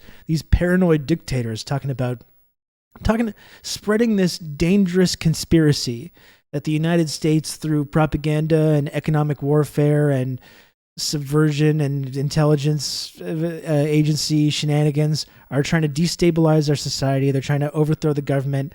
They're trying to enslave the people. Can you believe these paranoid lunatics saying this stuff? But it just openly gets confirmed. And it's not just Trump. I mean, there was the whole fucking Lima group and Guaido and that whole thing as well. It wasn't even just Trump. And amazingly, Trump is the thing that I think totally fucked it up because he was so open and honest about it. We had the whole situation in Venezuela cooking with the Lima group, and we had all the rhetoric that I was talking about was being used, defending democracy. The big color revolution tactics were underway, destabilization efforts.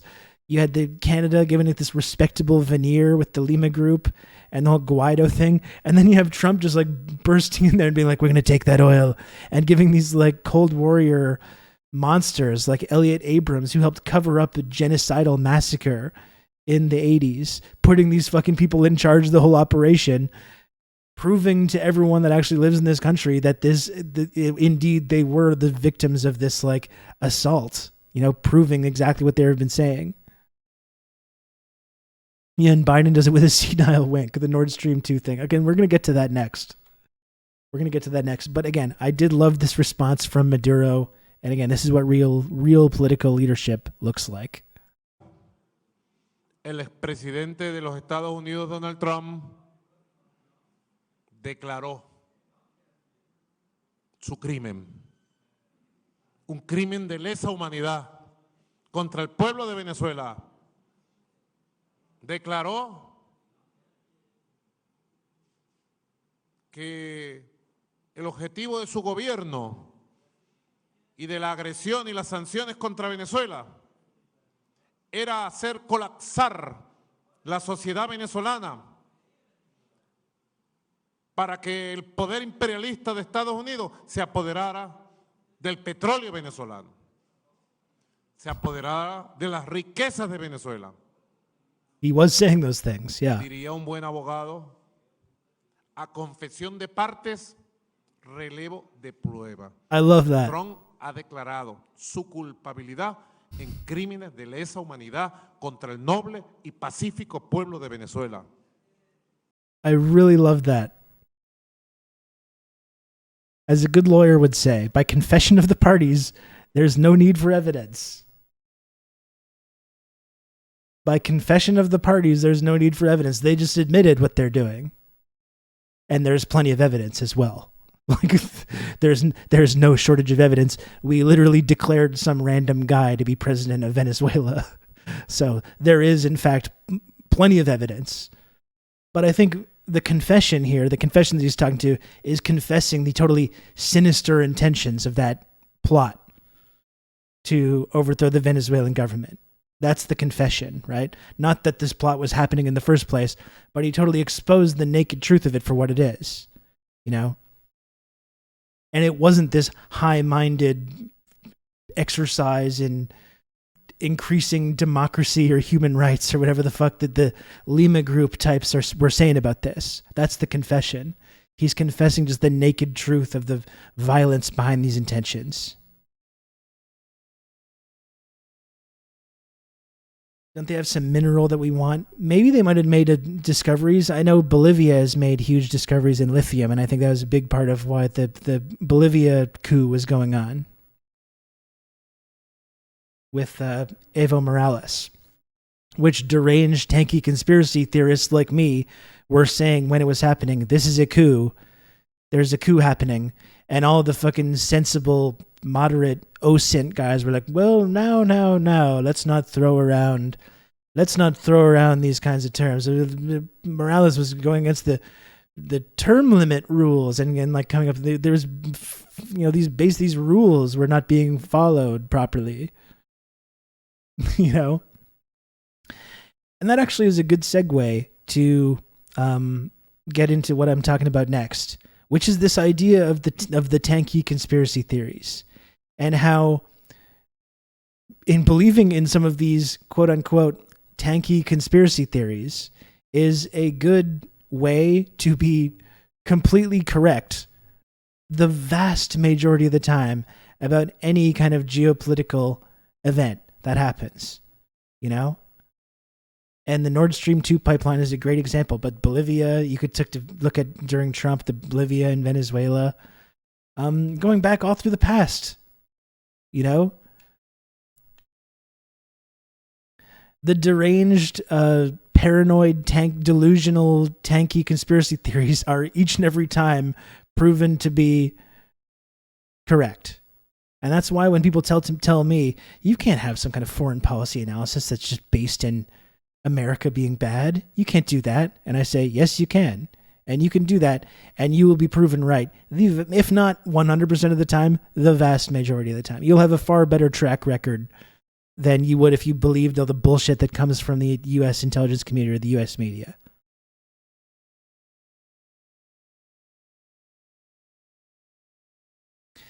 You know, and the Nord Stream pipeline is a good example of that. And you've seen this last couple of months, this like scrambling effort to bend over backwards to establish some kind of a narrative that goes against just the basic thing that we all understood on day one, because we have a way of understanding these events or analyzing them. We all understood right away, moment one, that the U.S. was responsible for it. And we don't have to go through this whole song and dance of being like, well, let's wait for the evidence and you know, this mental gymnastics you have to do to try and find some coherent explanation that somehow absolves the America of responsibility or obfuscates their role in it. You don't have to do that. You can just know on day one exactly what happened if you just take that kind of analysis, you know? And people say that stuff to me, like you can't just say you're anti-imperialist, and it seems all that means is like you don't like America and you push back against the American empire, but you don't care about the Russian empire, the Chinese empire. And you know what I say to that? If you're anti-imperialist and you live in the greatest and most powerful empire in human history that has controlled the entire the economic and cultural and political affairs of basically the entire world for centuries, well, if you live in that empire, I think if you're anti-imperialist, you should just focus on that empire. I think you should just focus on the empire that you live in, the ultra-powerful, hegemonic empire that you live in and benefit from. I'm going to focus on that, I think. And we can get into like this like linguistic exercise determining what constitutes an empire, what doesn't, but like there's only one global empire that has anywhere approaching the economic and cultural and political and military power of the Western Empire. You know? Didn't really frame that properly. But there's only like there's no competing empires here. There's no empires jockeying for position going on. There is one empire. Though that's the West. That's the U.S. empire that Canada is a lackey country of, you know? So let's maybe just focus on that.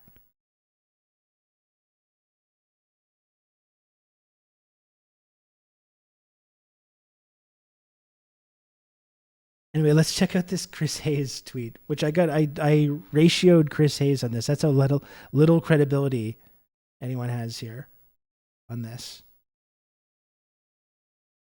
And folks, I should just say as well, what is it? Going on 2 hours into the stream. I have about another hour and a half left. Just will briefly remind you that if you enjoy TRRS, and if you enjoy the kind of analysis that I do on here, and the kind of conversations that we have, and the coverage that we do of the news and geopolitics, and if you enjoy this community, please, if you can, subscribe. I see a couple of non-subbed chatters in the chat, which is fine, obviously. Happy to have everyone participating, but if you can, support the content that I do here on twitch.tv/Rob Rousseau. That's the only way that this show is able to stay on the air, through the wonderful, amazing generosity of the incredible TRRS community. So if you can, please subscribe to TRRS. It costs $5 per month. It's completely free of charge with an Amazon Prime account, which you can very easily convert to a Twitch Prime sub to support the stream. Not only do you support the work that I do on here on Twitch, not only do you join the wonderful, amazing, dynamic TRRS community, but you also get a bunch of tiny little images that you can use in Twitch chats, in all other Twitch chats. And we've got some of the best tiny little images on this entire platform. So support the stream. You can count on if you me. Can. You're going to have good old Rob support the to community. Talk you through all this. Join the community. I outlined some of the amazing and very cool movie nights and other things we got coming up in the Discord server. Red Maze, thank you for the 2 gifted subs. Very, very much appreciated. Thank you for that. And I have to now update my manual sub counter. Go figure that out. Figure out why I have to do that. So are there any other kind and generous chatters or prospective community members that want to subscribe to TRRS to support the stream and you help can count keep it on on me. the air? You're going to have good old Rob to talk you through all this. Like one of the most elite members of the community, Gen X Bushy. Thank you, Gen X Bushy, for the 3 gifted subs and for all the support. I really appreciate that. Gen You can X count on me. Bushy. You're going to have good old Rob to talk you through all this. And thank you, Marty, a.k.a. Outrun, as well, for the gifted sub to our friend Grom Starino. Thank you for that. And I'm not going to spend too much longer. I want to continue this discussion because I'm having a really enjoyable time breaking this stuff down. So I want to move on pretty soon. But yes, if you do want to support this community and support the work that I do on here, as you know, I really don't very much enjoy this part where I have to pass the collection plate around and this kind of awkward experience that we all share together where I slowly try to influence people to support the work that I do here on Twitch, which is work. You know, it's a fucking weird and dumb job, but it's work. I don't know. It's not the easiest thing to do. I love it a lot, but it is work. So we can get through this moment and we'll get back to talking about this. As you know, when you're streaming on Twitch, you got to make the little number go up. So I do have to spend at least a few minutes per day trying to just will that little number at the bottom of the screen. I've just got to will it to go up every single day of my life. This is what I have to do. I've got to make that little number go up. So if you want to support my quest to not only make interesting and funny and entertaining and educational and engaging content here on twitch.tv/Rob Rousseau, but also to make the little number go up and funnel money upwards to literally the richest man in the world. Or maybe that's disputed right now. I don't know who counts as number 1, but he's up there. He's in top 3 or 5 or so. If you want to support the content that I do and support my effort to make the tiny little number go up, If you can. You can count on please. me. You're going to have good old Rob to talk you through all this. Please subscribe to TRRS like our friend A Stick. Thank you, Stick, for the 26 months of Tier 1. I really appreciate that. Thank you. We love the gamification of Maslow's hierarchy, don't we? Yes, we do. Yes, we do. We do have a potential hype train as well. And, we're looking at Maduro right now. And if you subscribe to this channel, not only do you support the work that I do here, not only do you support the community and join the community, which is a wonderful and life-changing experience, you get a tiny little image of Venezuelan President Nicolas Maduro. And when someone says something that you find is skeptical and you want to have a skeptical expression to articulate this feeling, well, look no further than the much desired TRRS Maduro emote. If you want to remind someone that they're not a journalist, and there's plenty of non-journalists operating on this platform. If you want to remind someone when they're not a journalist, or just basically express a sense of skepticism in something that they have said or done, you can use the incredibly based TRRS Maduro emote to express this sentiment. It is really useful. It really is. Like anytime someone does something that makes you just want to say their name, like Moss, if it's you, just as an example, if you want to say like Moss,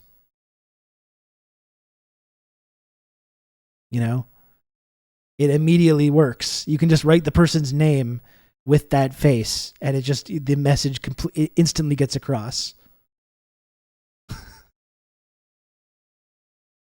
Grog. Come on. Rib. So do you have any other takers, folks?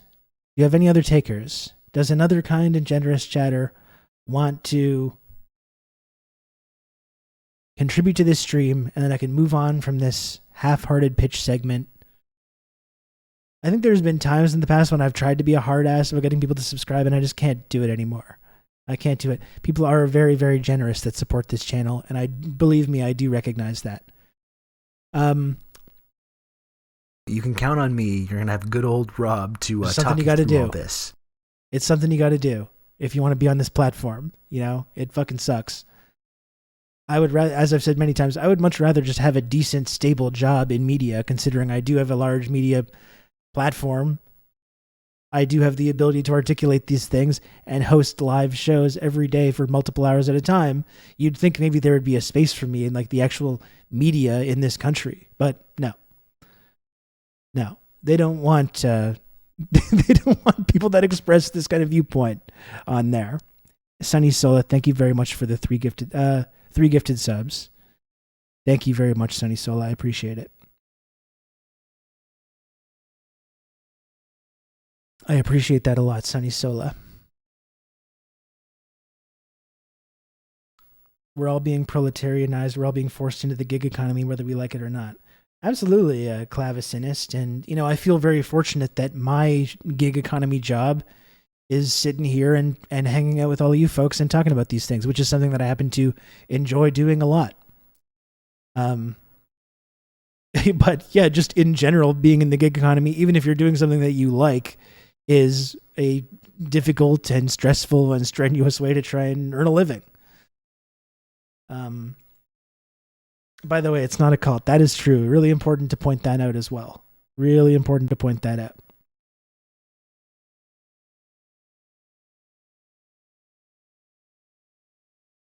And I saw, like, even talking about Canadian media establishment, I saw Bell cut how many jobs? Bell just cut 1,300. Bell is really struggling to make ends meet. The Bell Corporation, one of the telecom monopoly, one of the three companies that has a firm grip on the telecom monopoly in this country, really hurting for income here. They got to downsize. Just cut 1,300 jobs, shuttered 6 radio stations, 6% cut at Bell Media. So we got a very healthy media establishment in this country. Not only do we have a complete monopoly over who control these spaces, but now even those companies who are immensely profitable are downsizing. They're probably going to replace all their radio hosts with AI soon.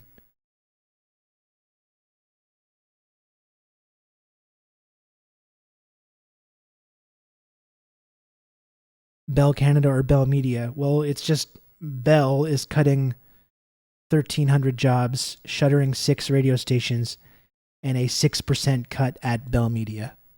They only made $2.89 billion last year. Exactly. That could easily be 2.089. Pathetic. 2.089 billion. That could easily be 2.09 billion.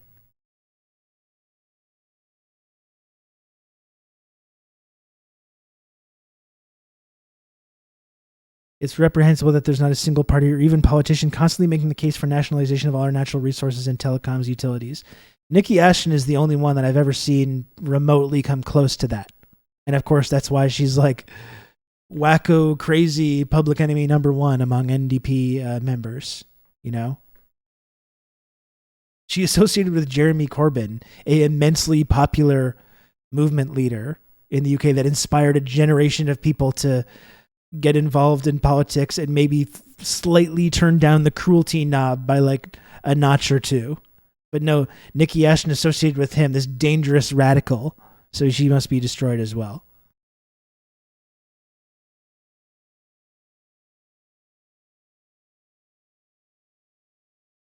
Anyway, folks, final opportunity for now anyways. I'm still going to try and make the number go up. But does a kind of generous chatter want to make the number go up just ever so slightly higher? Just ever so slightly higher. Can I just sit here and stare at the little number and just will it to go a little bit higher? If I just think really hard about it.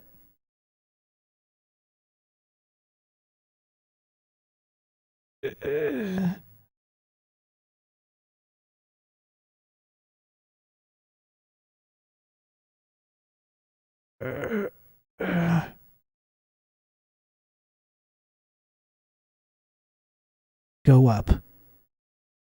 You can count on me. You're going to have good old Rob to talk you through all this. You can count on me. You're going to have good old Rob to talk you through all this. Thank you, Pathogen. Thank you very much, Pathogen, and thank you, Weenus. My sweet, sweet Weenus. Thank you both for the gifted subs. I really appreciate it. From both of you. Thank you. I gotta make the number go up, folks. I don't know. I just have to. Let's go to this Nord Stream thing. So where was I? I was talking about the tanky conspiracy theories and how it's so easy to be proven right time and time again by subscribing to these wild-eyed tanky conspiracy theories. Such as the Nord Stream pipeline, which again, we knew you can run the tape. That's one tape that hasn't been destroyed. We can run the tape the fucking day after the Nord Stream pipeline was sabotaged. We all knew, because we're not dummies, we all knew right away exactly what happened. But there's some very serious journalists. There's some very serious journalists that are still being tripped up by this months later. It must be almost a year later.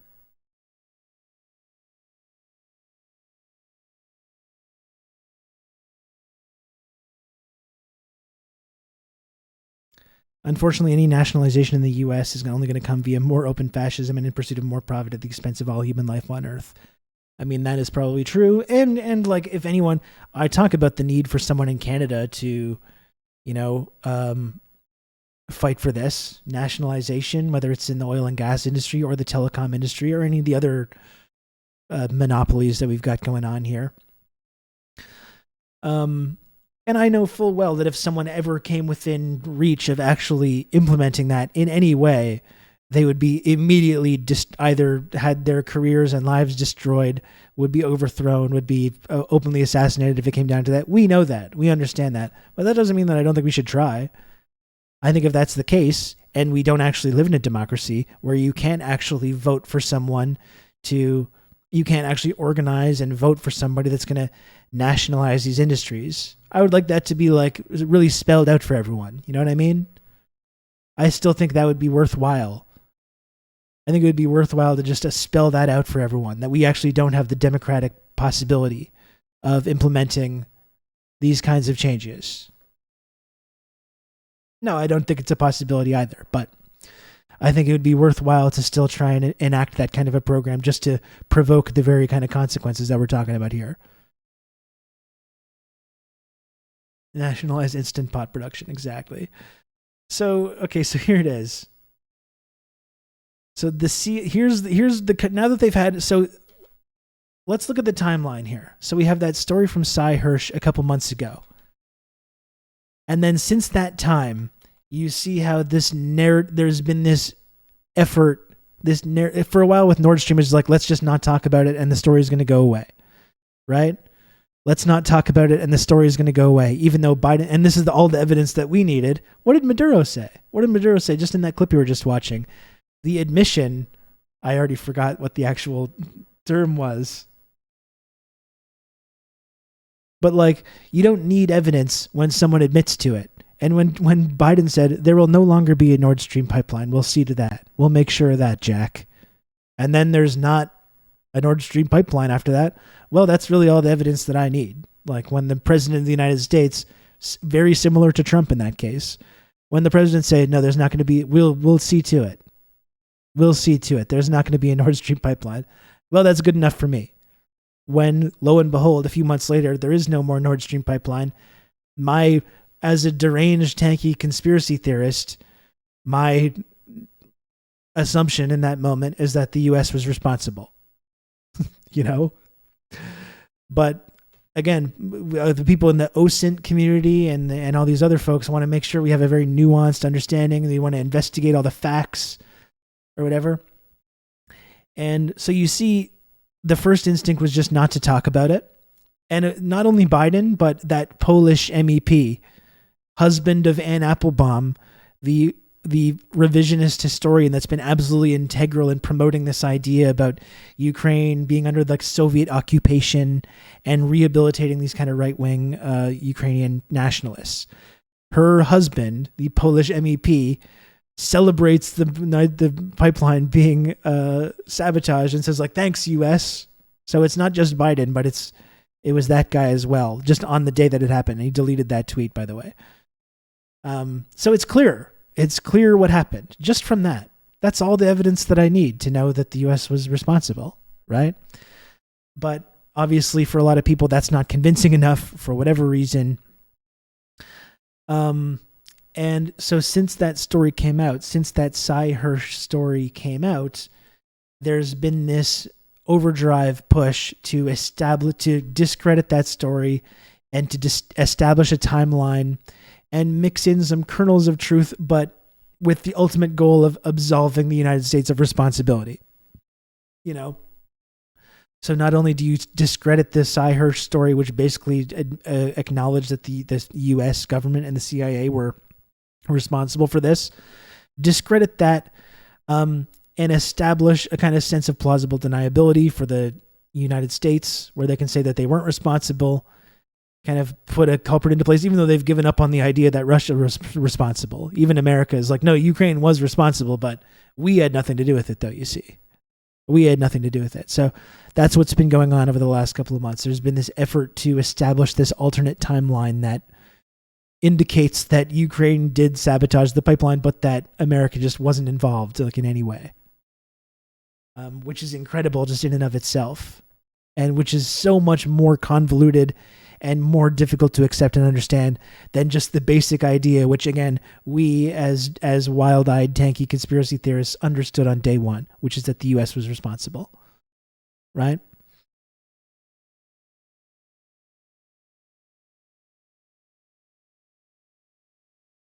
So here's the narrative that they're going with now, and of course the outlet for the American intelligence community. See, the CIA told Ukraine last summer it should not attack Nord Stream pipeline. So weirdly, even though the president of the United States said like, no, there's not going to be a Nord Stream pipeline, Jack, you do have the CIA being like, no, don't sabotage those pipelines. Don't do that. Don't do that. The U.S., we're going to do it. And it happens. The U.S. say, it wasn't us. Cy Hirsch, it was the U.S. Here's the receipts. Then the U.S. says, actually, Ukraine probably did it. We were telling them no the whole time. Like, does anyone really believe this shit? I mean, people do, obviously. Even respected progressive liberal journalists like Chris Hayes believe it. Right? But it's just so preposterous. Just on its face. It's just so preposterous.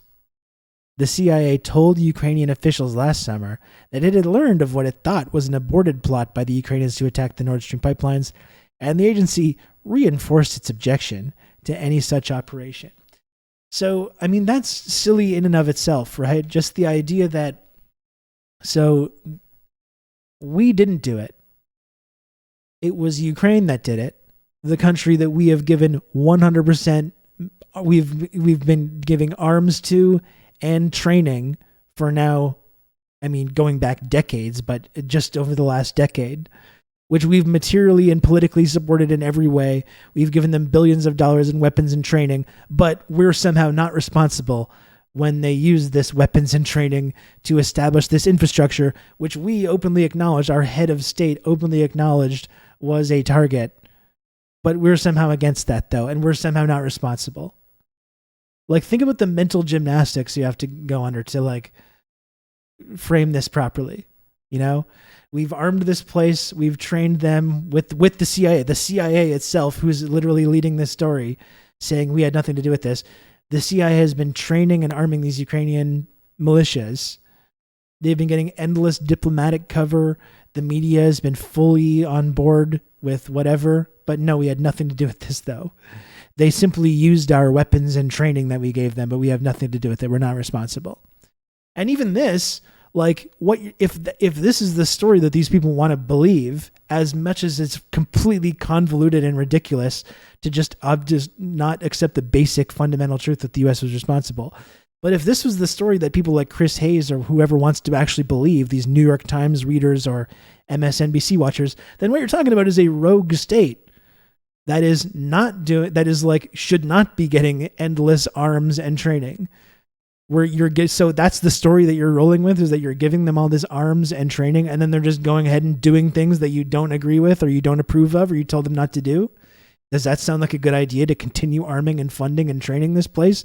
Not really, but I guess this is what, like, the narrative that they've settled on here.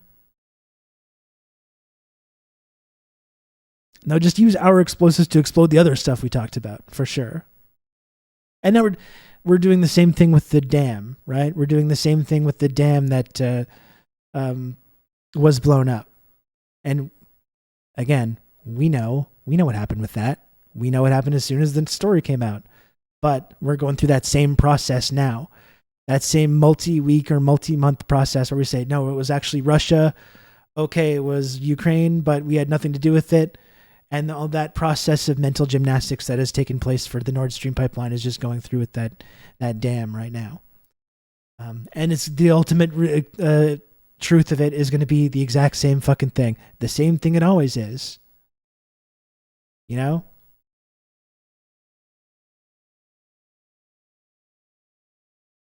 The annoying thing is it's possible that Ukrainians were the ones responsible for actually performing the act, but for the U.S. to have planning, training, and materials to carry it out. Yeah, exactly. And I'm sure that they were. I'm sure whoever it does were actually, Ukrainians. But if you're arming and funding and training these people, then you don't really have this degree of separation or plausible deniability. You know, just as when you're arming and training and funding radical Islamic extremists in Syria to destabilize the Syrian government, you're not only responsible for the violence and horror that they inflict on people, but you're responsible as well for the violence that the government inflicts trying to fight this threat of armed insurgents and radical extremists fighting in a civil war. You know?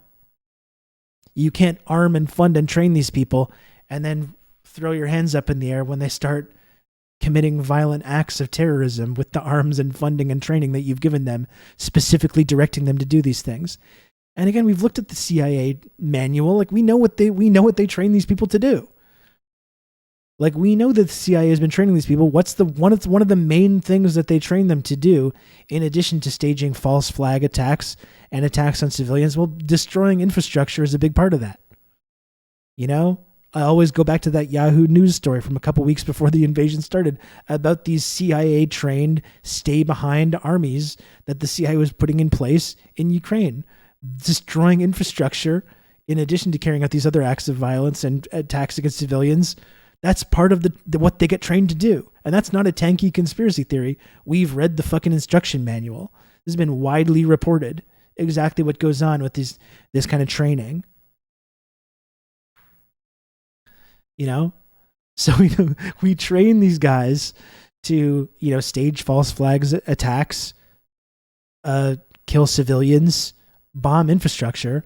And then when these things happen, these very things, we say, holy Lord, what is going on here? What is happening here? It must be Russia doing these things.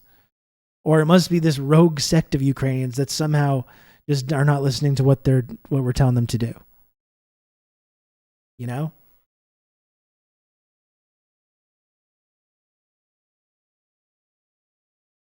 And like Operation Gladio, just nothing bad happened at all. No. So that's the story that it's cooking up. And here's how people like Chris Hayes, these liberal, progressive journalists, frame it. So it looks more and more like Sahir's got this completely wrong, or alternatively, a bunch of different outlets on 2 different continents have all gotten it totally wrong, and Hersh's single source was correct. I mean, Hersh didn't have just a single source. That's a lie, first and foremost. But when you're talking about different outlets on 2 different continents, like you're talking, here's the key. Here's the key sentence, whatever outlets, whether it's the New York Times or the AP or whoever else is reporting on this, the key sentence here is the CIA told Ukrainian officials last summer.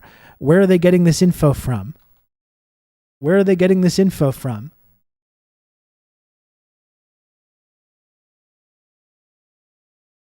About what the CIA is saying and what they're not saying.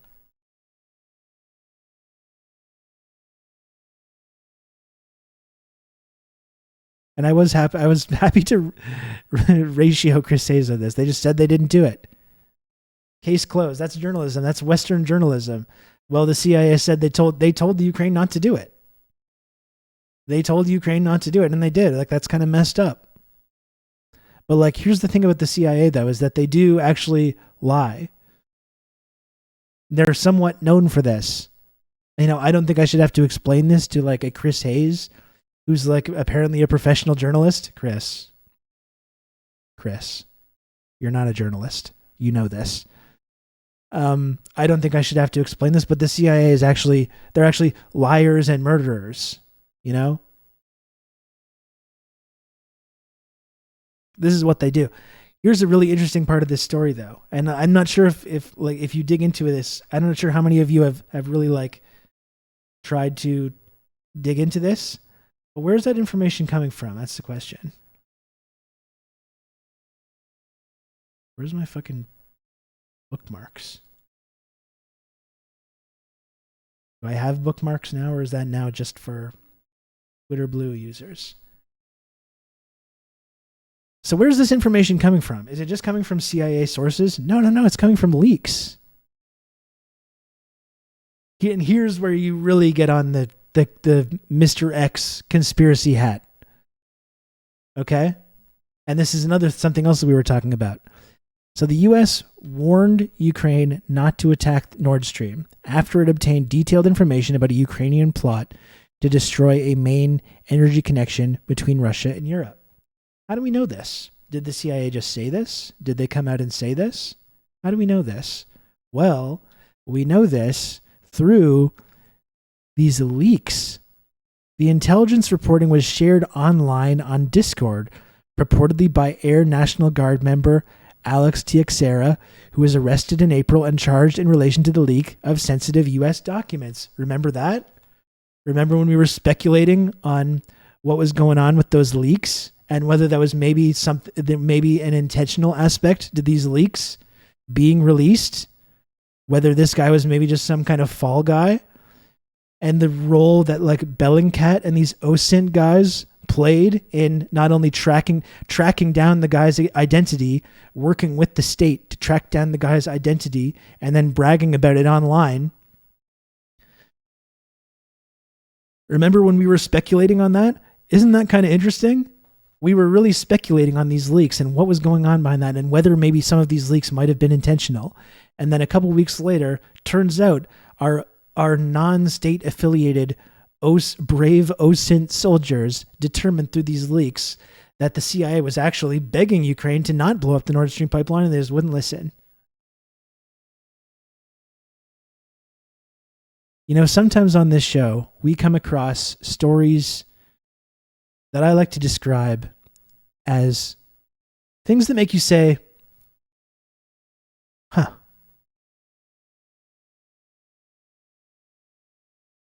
Don't some things kind of make you say, huh? And I must say, this is unquestionably a story here that has made me say, huh. We questioned what was going on with these leaks when it happened.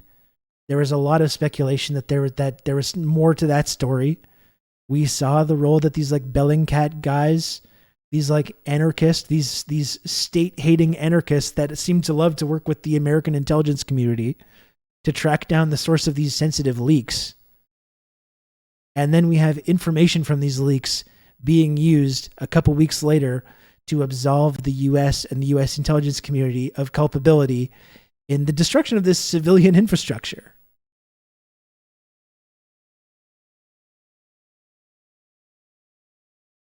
Doesn't that make you say, huh?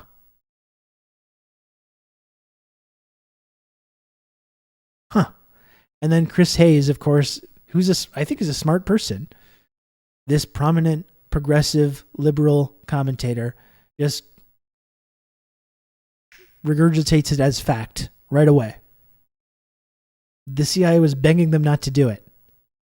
They were begging them not to do it, and we know that from these leaks that happened. Huh. That certainly makes me say, huh. Anyway, this is like my point is, if you do subscribe to these wild-eyed, tanky conspiracy theories, you don't need to go through this whole process of waiting for months or years for these things to be declassified. You can just know the truth about things that happened when they happen, rather than going through this whole song and dance of waiting for years and years until they eventually, 20 years from now, say like, oh yeah, by the way, we were involved in that. We did that. You don't have to wait. This is what I say. Like, you don't have to wait those 20 years or 30 years for them to admit it. You can just know what happened on day one, moment one, as we did because we work on this program. We simply use the computer to mark up the size of the account. Dimitri, thank you for the 100 friend coin. Remember when the anarchist from Bellingcat used false claims against Assad during our buildup in Syria? Huh. Like that was when with Syria was when Bellingcat really started to like come into the forefront, right? Of being part of that sort of non-state affiliated anarchist, leftist, OSINT space.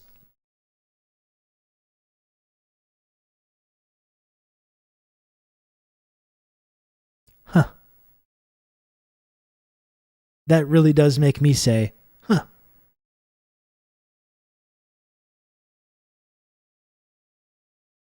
And then people wonder why, people like me start to ask critical questions about, the news, about history, how we start to re-examine some of these narratives that we've been taught about history or about the way these things work.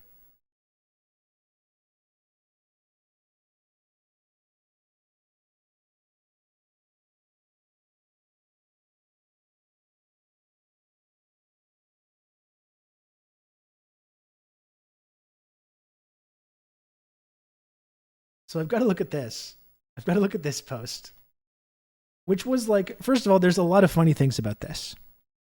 You know, when I talk about my political journey, and I did this post where, you know, my political views in 2016 versus now, I've got Chomsky on the left and our friend of the stream, Stalinist grandpa on the right.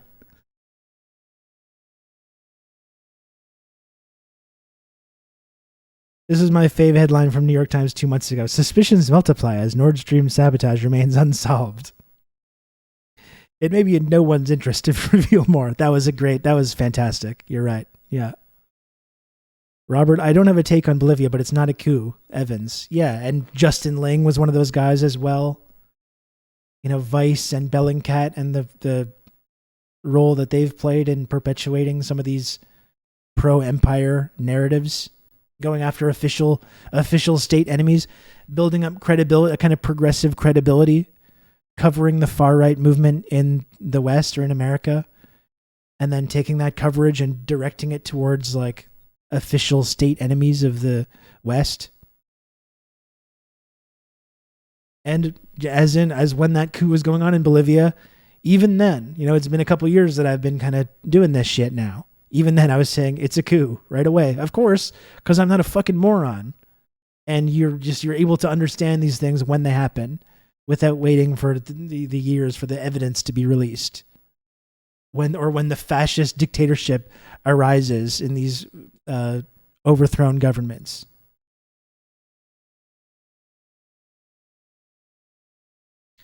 What's Ling up to these days? No, I haven't thought about him since I had a minor beef with Justin Ling. It was one of my favorite beef update segments that I did on this show. I should probably just take a look at this clip just because it just pops me every time.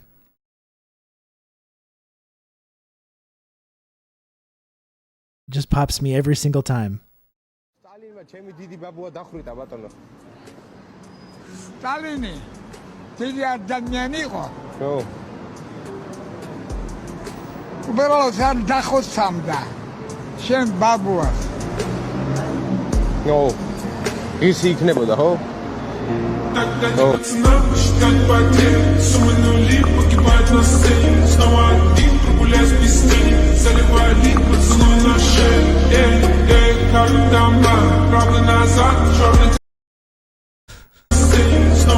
So like, we simply use the computer to mark up the size of the account. Thank you, Dimitri, for another 100 friend coin. You mean the Robert Evans who hosts a podcast named Behind the Bastards, which has featured more communists than Nazis? Yeah, that guy. That guy. Anyway, so this is like a pretty lighthearted meme, you know? It's like, I am just a fucking Twitch streamer. It's this to me is something funny for someone to get really mad at. But as we'll see, because this got retweeted into like NAFO Twitter, not only do people get very upset by Stalinist grandpa, like imagine being upset by Stalinist grandpa. Like, come on. Like you're like actually seeing this guy and being like, oh, I'm mad. I'm mad at this guy for posting this. Like, come on. Like, it's funny. You have to admit that it's funny no matter what your political beliefs are. But as we'll see, there's people in this thread where even Chomsky is just too radical for them. Chomsky is just that's too wild even for them. These brilliant political minds.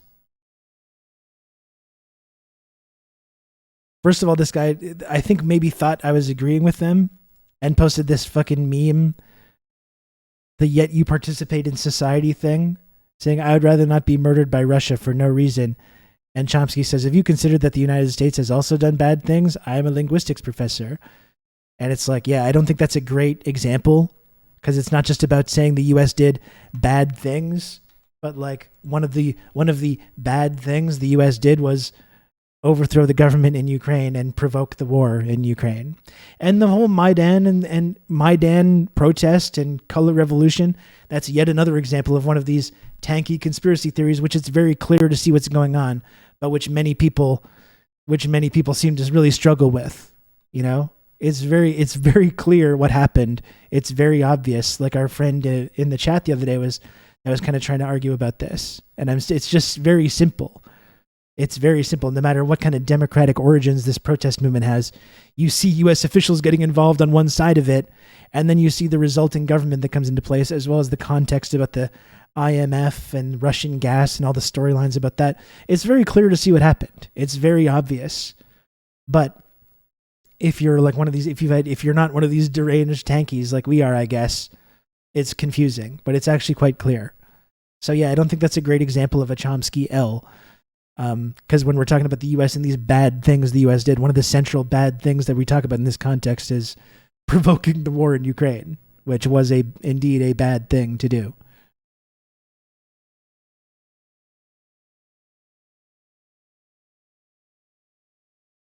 I think people are mad at Chomsky for not saying kill all Russian orcs. No, and we've talked a lot about the deficiencies of Chomsky's analysis. I had like a somewhat popular TikTok where I talked about Chomsky's view of the Soviet Union, and I kind of went against that.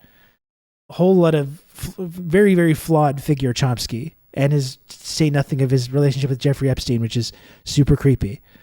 But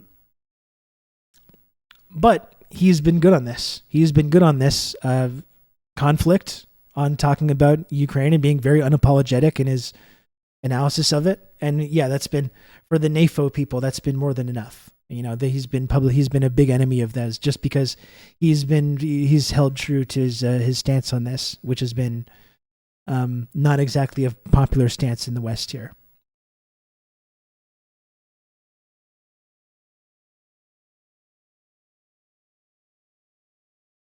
I'm still reeling from the work Slack a few months ago where there was a consensus that it's a conspiracy theory that the 2014 Maidan coup was a coup, like pure rejection of reality. I stay tight-lipped in the office with most people to save a couple. I mean, it's really hard to have these conversations and have like rational conversations with people about this. And that's what I mean. It's like this whole world of conspiracy, these tanky conspiracies, whether it's we've gone over a number of them, right? Whether it's the Euromaidan, whether it's the provoking of this conflict, Evo Morales in Bolivia, the Maduro operation, the Venezuela operation, any of these things, the Nord Stream pipeline, just this basic observation of historical trends and applying them to our current reality. That's just, or anything really that's even remotely sympathetic to the non-Western perspective, that gets framed as this kind of like conspiracy theory.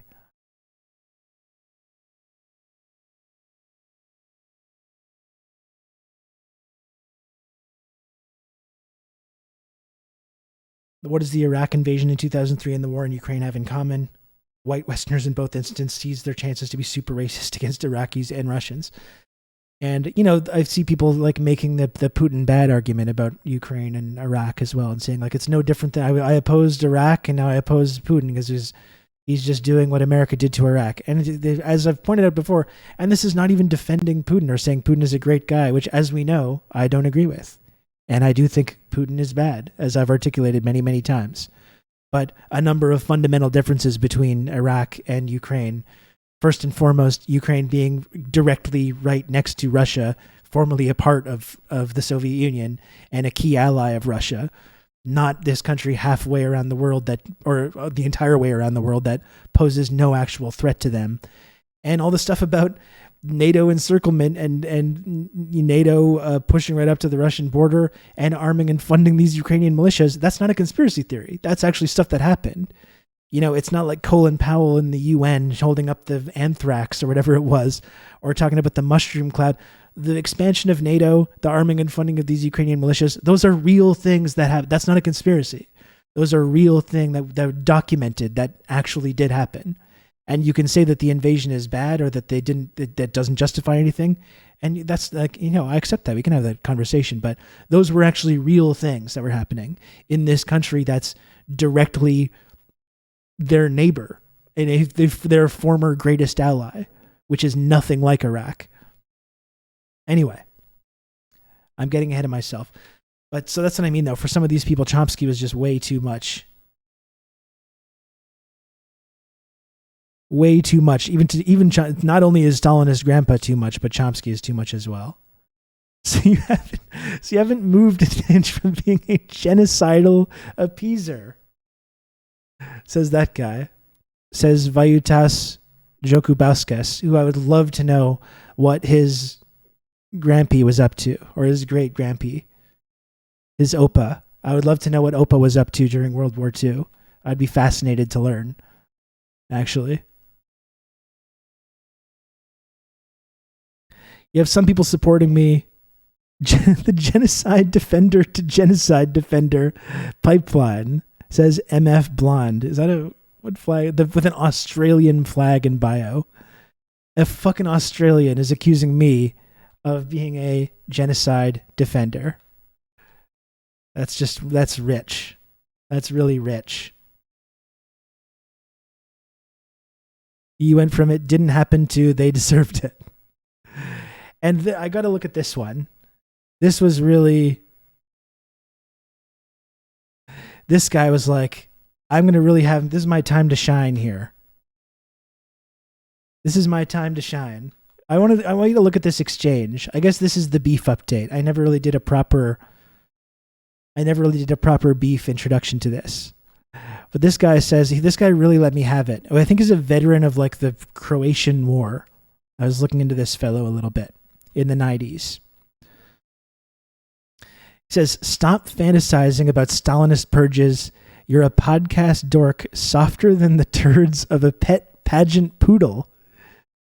This was very articulate. How colorful, as Jeremy Irons says in Die Hard with a Vengeance. Says you'd need lifelong therapy if you ever saw actual violence. Well, joke's on you, Pierre. I already need lifelong therapy just from the alienation and horror of living in this current society right now. Joke's on you, sir. Your online LARP is pathetic, and your dead ideology abhorrent to anyone who's not a mentally ill goblin. And a few things I would dispute with that. Because number one, I agree that my ideology that I espouse on here is pretty abhorrent to people that have grown up in our deeply propagandized anti-communist society that we all live in. I agree with that. That's just something that I've come to accept. He did take a bit of time with this one. He did take his time. He was really coming up with something good on this one. Yeah, you do have to hand it to him, Gen X Bushy. But I would actually push back on that. This idea that what I'm promoting, whether you want to talk about, Stalinism or whatever it is, rehabilitating, talking about the Soviet Union, taking this kind of like dialectical understanding of history and revisiting things like this through this kind of analysis. Dead ideology. Well, that's what I would disagree with. And yeah, it's dead in the West for sure. Maybe it's on life support. Maybe it'll come back. I hope it does. But we're talking about a dead ideology. It's actually a very popular ideology. I'm a mentally ill goblin and proud of it. Thank you, Doc Hollywood. Yeah, seriously. That insult there is going out to all of you. This man called you all mentally ill goblins for watching this program. Keep that in mind. And thank you very much, Doc, for the 20-month resub at Tier 2. Thank you, Doc. I appreciate it a lot. You can count on me. You're going to have good old Rob to talk you through all this. And thank you, Diego, as well, for the gifted sub. Thank you so much, Diego. But yeah, it's not a dead ideology. And China's the ultimate example of this. 90 million members of the Chinese Communist Party. This emerging global superpower, economic and cultural superpower. We're actually winning. Like, that's the funny thing. I understand that in the West that my views are marginalized and, you can describe it as that being a LARP or promoting this kind of dead ideology. Our ideology is actually quite healthy, though. I'm very boringly actually on the side of many millions of people around the world, in China and around the world. And I'm actually very proud to stand alongside those folks in this kind of analysis of history, in this kind of analysis of economics or culture or geopolitics. It's not a dead ideology at all. We're actually winning. That's the sad thing. We're winning, even though it might not feel like it if you live in Canada or the United States. But if you look at these emergent trends that we've been covering on this show for the last going on 3 years, the emergence of this multipolar world order or multilateralism or whatever you want to call it, the decline of the Western Empire, the American-led Western Empire, the global criminal cartel that has had the entire globe in a complete stranglehold for my entire lifetime, the emergence of this new kind of non-Western alliance that we've seen that's been pushed together through our own belligerence, the emergence of like these new multilateral organizations like BRICS, this is all stuff that we've been covering endlessly on this show for the last 3 years. We're actually winning. The idea that this is some dead ideology. And maybe I am, as this guy puts it, a podcast dork, softer than the turds of a pet pageant poodle. And you need lifelong therapy if you saw actual violence. Again, as I was saying, I already need lifelong therapy just from living in this society, number one. So joke's on you, sir. And you know what? I'm not counting on this to happen. I don't think this would ever happen. But, if I was, through some miracle, ever put in a position where I could enact some of this ideology that I talk about, I think people would be surprised. I think people would be surprised at my willingness to engage in certain behaviors. I'm not counting on ever being in that position. It's highly unlikely. And if such a situation ever did emerge, I would probably be purged myself, frankly. But if through some miracle I do get an opportunity to act on some of these LARPy things that I have to say, I don't think I'd have too much of an issue. I think people would be surprised.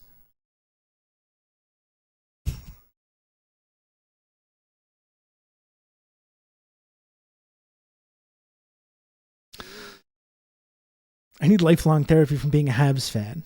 Yeah, seriously. Worldly Bong, great point. Great point. If the ideology is so dead, why is everyone from anarchists to sock dems to libs to fascists continuously shitting their pants about it? That's a great question. That's a great question.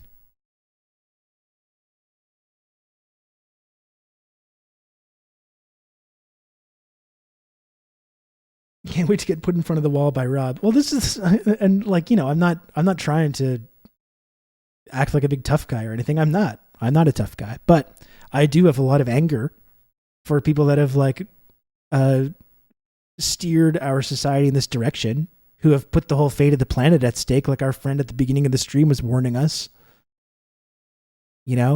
The people that control the global economic system, the capitalists that control our whole society, our whole completely undemocratic, authoritarian, bourgeois dictatorship that we live in. Yeah, I have a lot of anger for these people.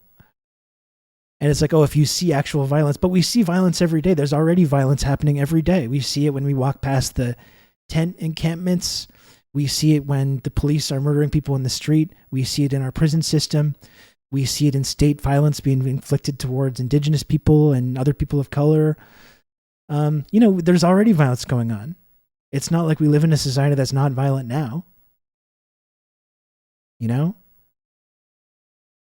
If there's ever an opportunity in our culture or our society to take the violence that's already occurring and just redirect it towards the ownership class, I don't, you can call it a LARP if you want. I don't have a moral issue with that, though. The violence is already happening. It's just a question of who's the victim of this violence.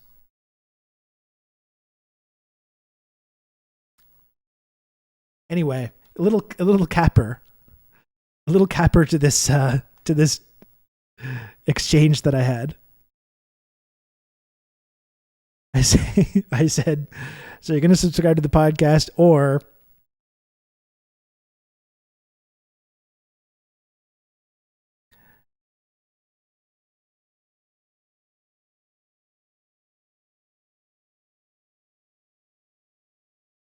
this guy chimes in. Mads says, I'd rather guide my dad into my mom.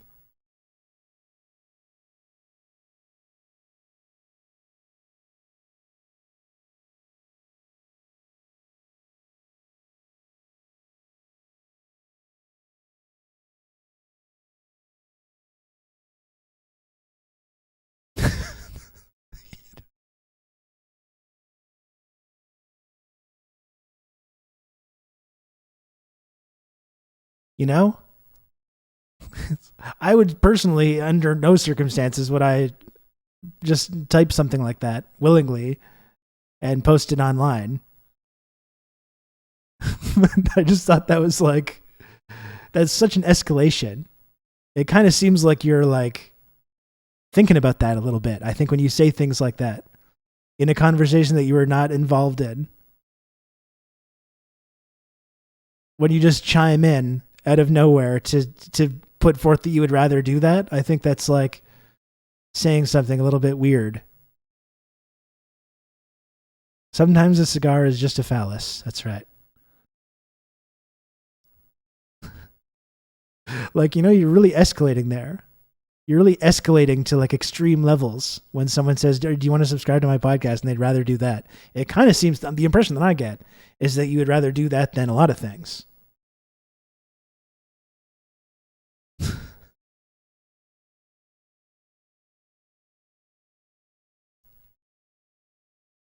They're not sending their best. And this guy, Pierre liked it.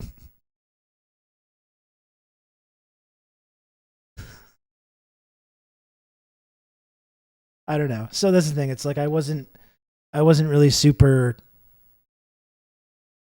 upset that, you know, the NAFO people came after me. I think that if this is the best stuff they've got, then like, you know, I'm not really all that concerned.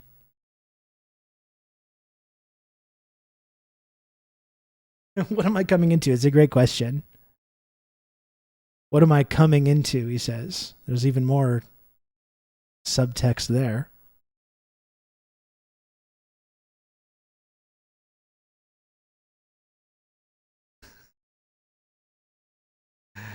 Anyway, that was a minor, very minor beef update. I never played the beef theme.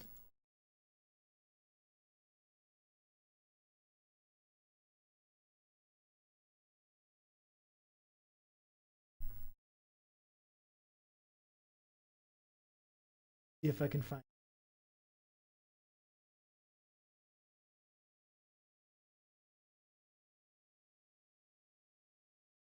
See if I can find it.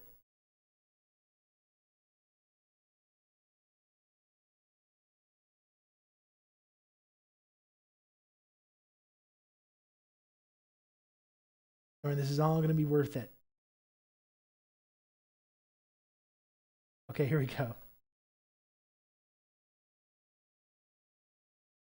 And this has been the TRRS beef update. So beef, peppers, or we'll suppose they can produce beef.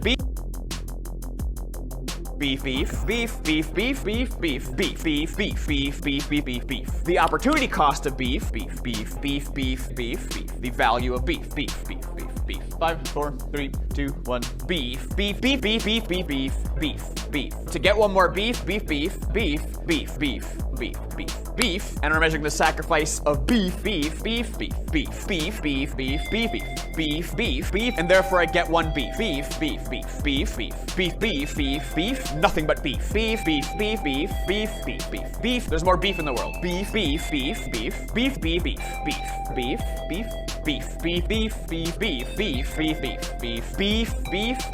The relative price of beef.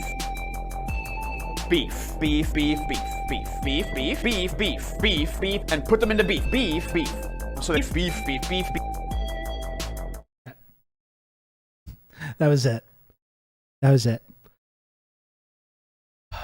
I mean, it's even a minor beef update to go into my thing with Max Blumenthal, which I did kind of want to do as well. How much time do I have left? I have another at least half an hour or so. I do think I have time to finally get to this. I really did want to focus on this because it's Pride Month and it's relevant to that. I think I'm just going to take like a 5-minute little break. I've not taken a break yet, and since I started the stream, take a brief, just 5-minute break, just to I might just go stand on my balcony there and get a breath of fresh air, walk around, go to the bathroom, get something to drink. Take a tight 5. That's right. So don't go anywhere, okay? Can you auto-tune beef to your song? I wonder, maybe you could. Yeah. I don't know how that would work. Let's circle back in 5. So don't go anywhere. Okay, this has been actually a really great discussion so far, which I've enjoyed a lot. I got another segment to do after this. Did you link that that's what your brother's standing in the middle of Afghanistan? I don't have it saved right now, but I'll try and find it. I Google it every time. I Google it.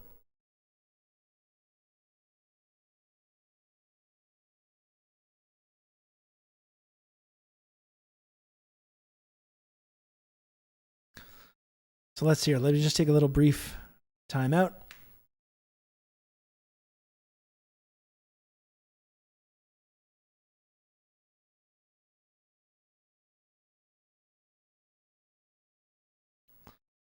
Just finding a video to put on here.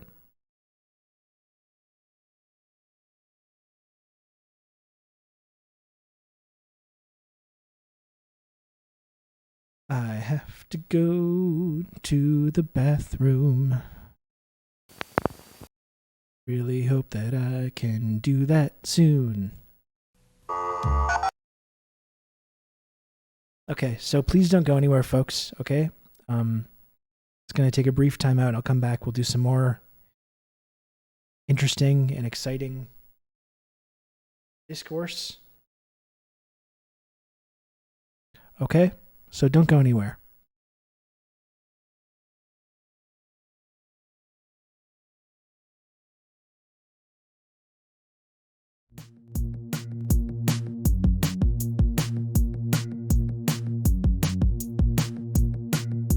One sec.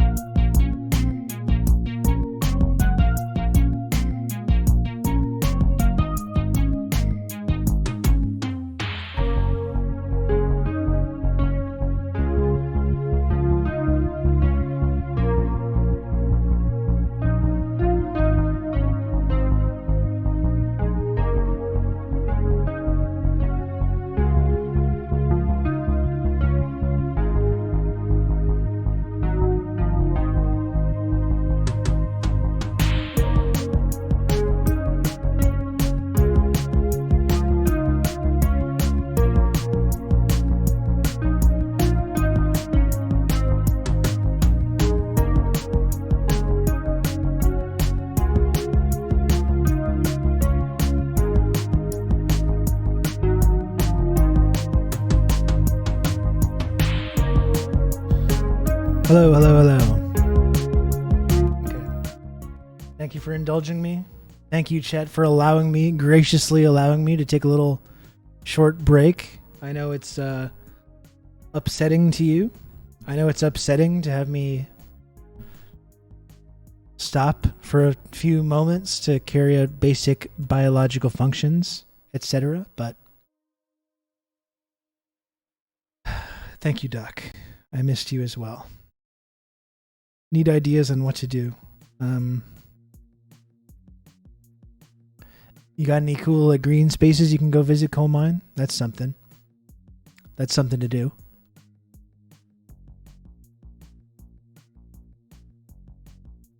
We got any putt-putt golf? That's always fun.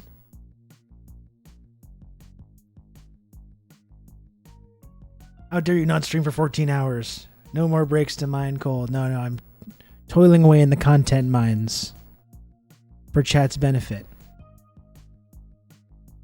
And I will say once again as well, that I have been talking it's been a talk-heavy episode. I've not been leaning on video content. Pretty much talking for 2.5 straight hours there.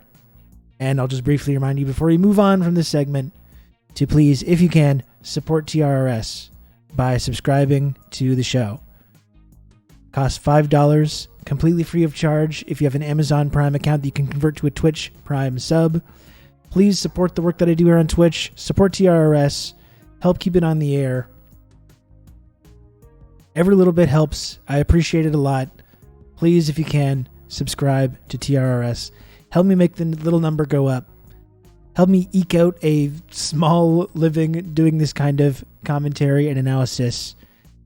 Every little bit helps. Every sub, every gifted sub, every bit of support that I get from this community really, really helps a whole lot. So please, if you can, subscribe to TRRS.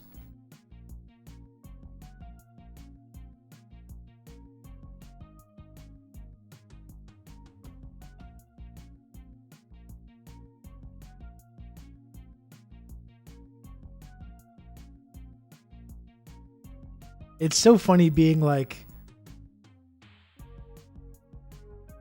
mad about Chomsky. Imagine being so offended by Chomsky.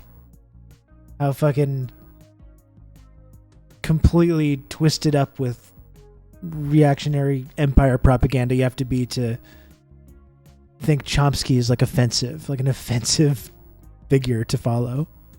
That's funny.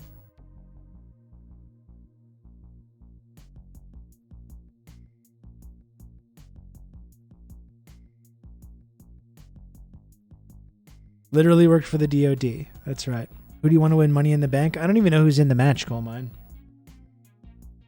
Maybe LA Knight. I don't know if he's ready, but I like LA Knight a lot.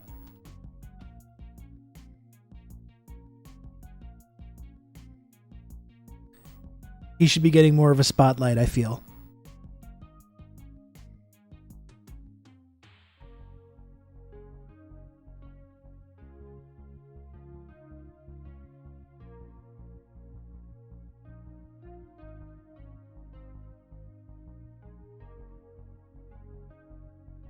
Hey, let me find what I wanted to look at here.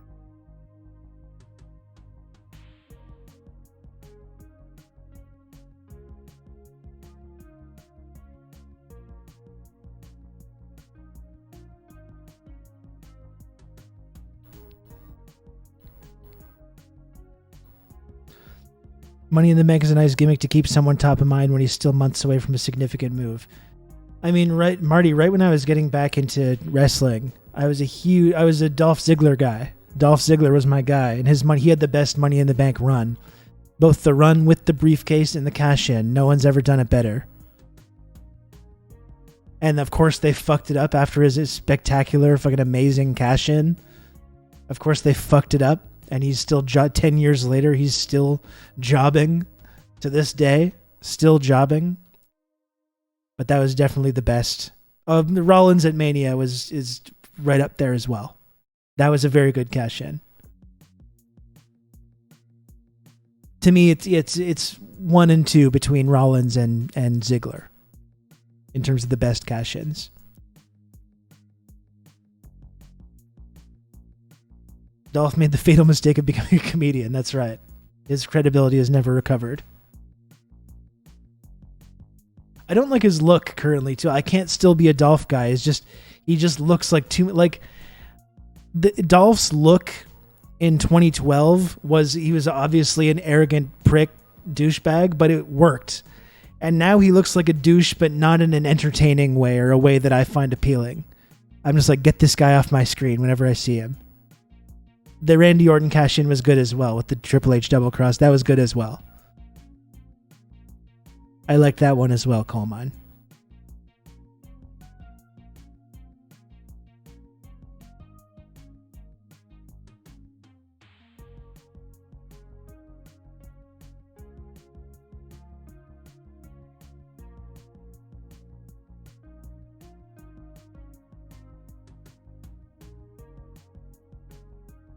Okay, sorry. Before we move on, I guess this is part of the previous segment, but I forgot to look at this because this is really spectacular as well. Before we move on to this next part.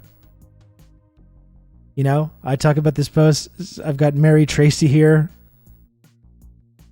Fellow very cool and based and morally and ethically and historically correct person, Mary Tracy. And this person, Master Dick. Talk about the Freudian names.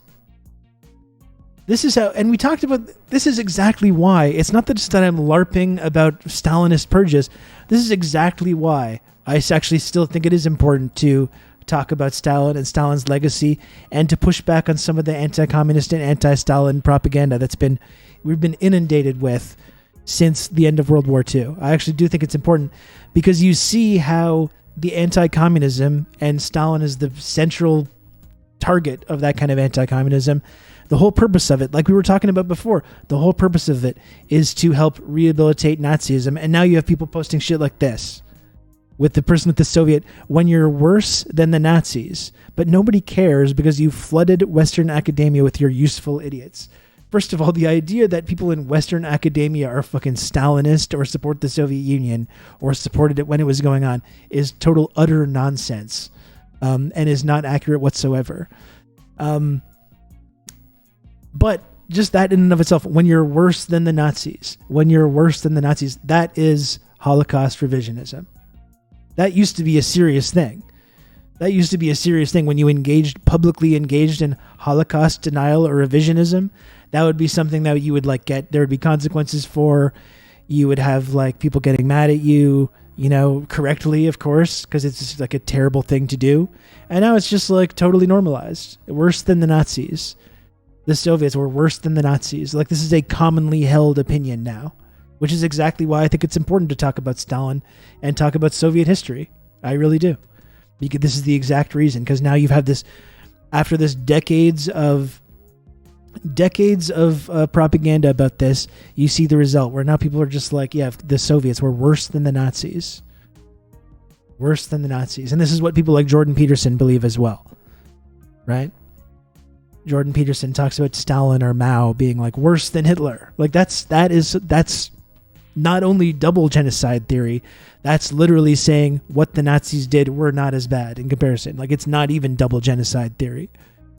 It's saying the Nazis were the lesser of two evils. It's just not even that they were equal, but that the Nazis were not as bad, and that's been totally normalized in our discourse, not just on the right, but all across the political spectrum.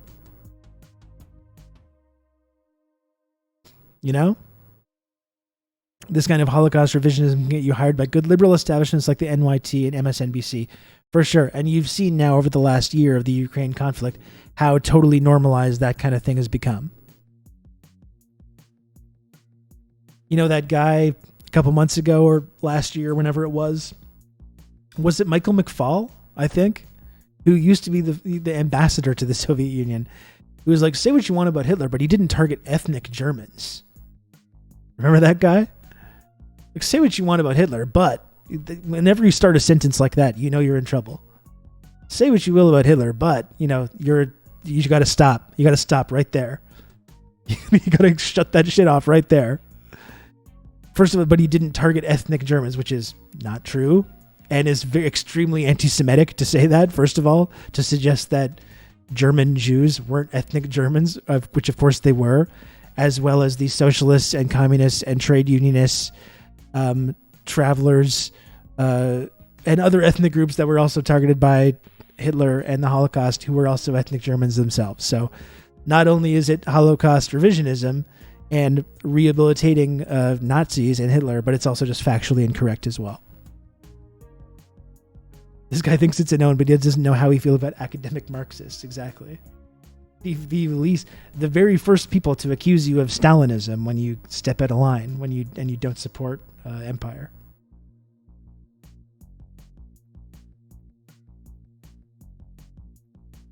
I gotta see the same person.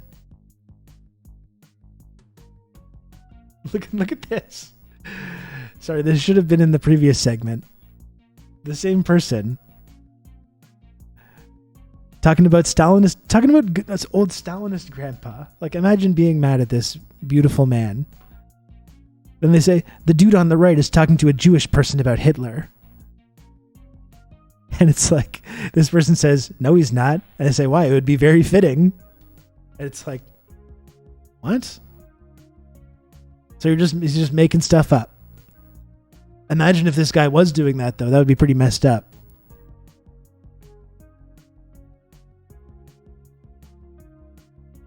Anyway. You can count on me. You're going to have good old Rob to talk you through all this.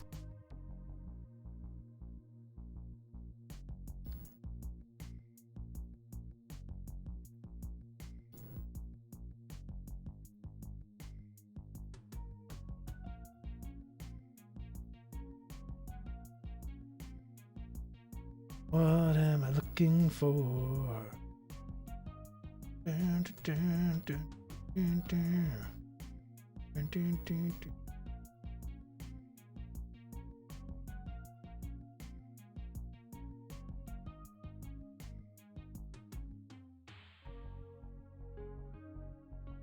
Ah, fuck. So I wanted to look at this thing, but I guess the original tweet has been deleted that I would like to look at, actually.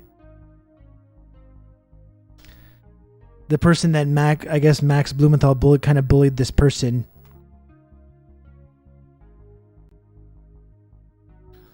Out of deleting their tweet.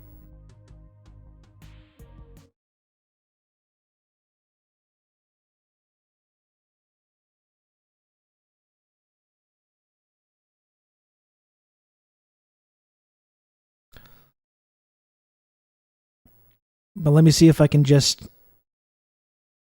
Because the person that's Max is replying to had made a really good thread about this that now I can't see because it's been deleted. But this was the basic what Max Blumenthal was saying in this thing. So that's a critique of PSL, the Party for Socialism and Liberation.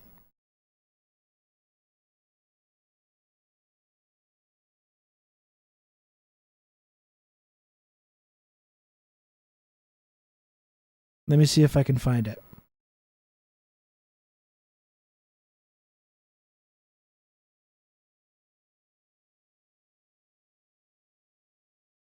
So it's from here.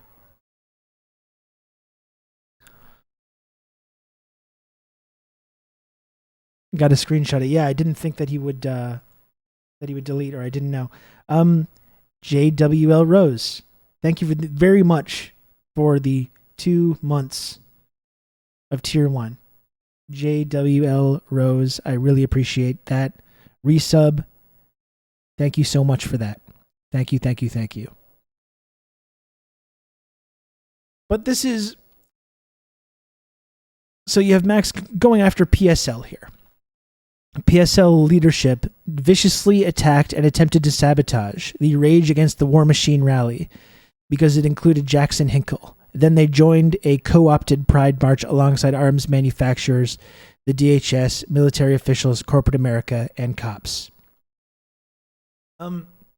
Number one, first and foremost here, I think we can all agree that the LGBTQIA plus community is under direct assault right now. It's in the targets of this extreme reactionary movement that is scapegoating them calling them pedophiles and groomers, rehabilitating all these old attacks against people in the queer community and the trans community. We've got trans kids being taken away from their parents in Florida. Like this whole reactionary regime is being put into place specifically targeting queer and trans people. And the question I have for this, and we're in complete agreement that in many cases, pride and pride parades, and this has been going on for decades, have been kind of co-opted by big corporations, by the cops, by the state, by arms manufacturers, and this is not good. I agree. And I wouldn't want to tell pride organizers what to do, but I don't think cops or weapons manufacturers or any of these big corporations should have floats and space in these pride parades. I agree with that. And if you work for Lockheed Martin and you're part of the LGBTQIA plus community and you want to attend a pride parade, I think you should be free to do so. But Lockheed Martin shouldn't have official sanctioned fucking presences in pride parades wherever it is. I agree with that. The question is, though, because pride has been kind of co-opted by these corporate interests or weapons manufacturers or whoever, or the way that we know the U.S. State Department has kind of weaponized support for LGBTQIA plus communities in order to justify violent imperialism around the world. Like they pink wash Israeli apartheid. The whole meme about like, oh, they're sending the historic trans drone pilots and stuff like that. So because that has happened, which I agree is something that is very sinister, that should be struggled against and pushed back against. Because that has happened, though, should groups like PSL or anyone just completely opt out of participating in these pride events? Is that the solution? Because of this process that's taken place where it has been co-opted in certain ways by these establishment interests, should PSL, like a socialist organization, refuse to participate in these events to show solidarity to the LGBTQIA community, which is under this direct attack and victims of state violence, but also use these moments to try and organize around their program, which is very strongly and clearly anti-war.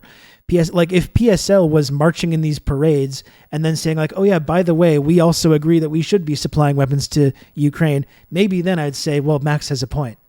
But is PSL or any other leftist or socialist that's involved in these pride parades doing that? No, of course not. PSL's been very, very clear about their stance about Ukraine or the American empire, and they get attacked for having these stances. Don't you know you're only allowed to appeal to fascists and cranks and no one else? And this is what I pointed out to Max in this tweet that I'm going to reference. He's talking about PSL being against this Rage Against the War Machine rally because of Jackson Hinkle, and then co-opting a pride march against arms manufacturers, DHS, military officials, corporate America. I mean, first of all, let's look into some of these like LaRoucheite affiliations that people like Jackson Hinkle have and wonder if there's any state or intelligence community affiliations with any of that. Number one.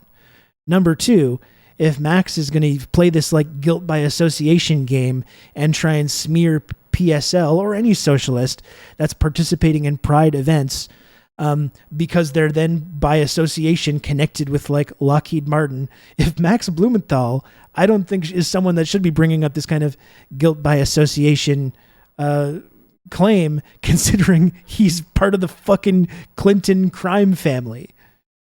Let's not look into Max Blumenthal's father, who directly worked for, and what he did in that role, working directly for the Clinton family.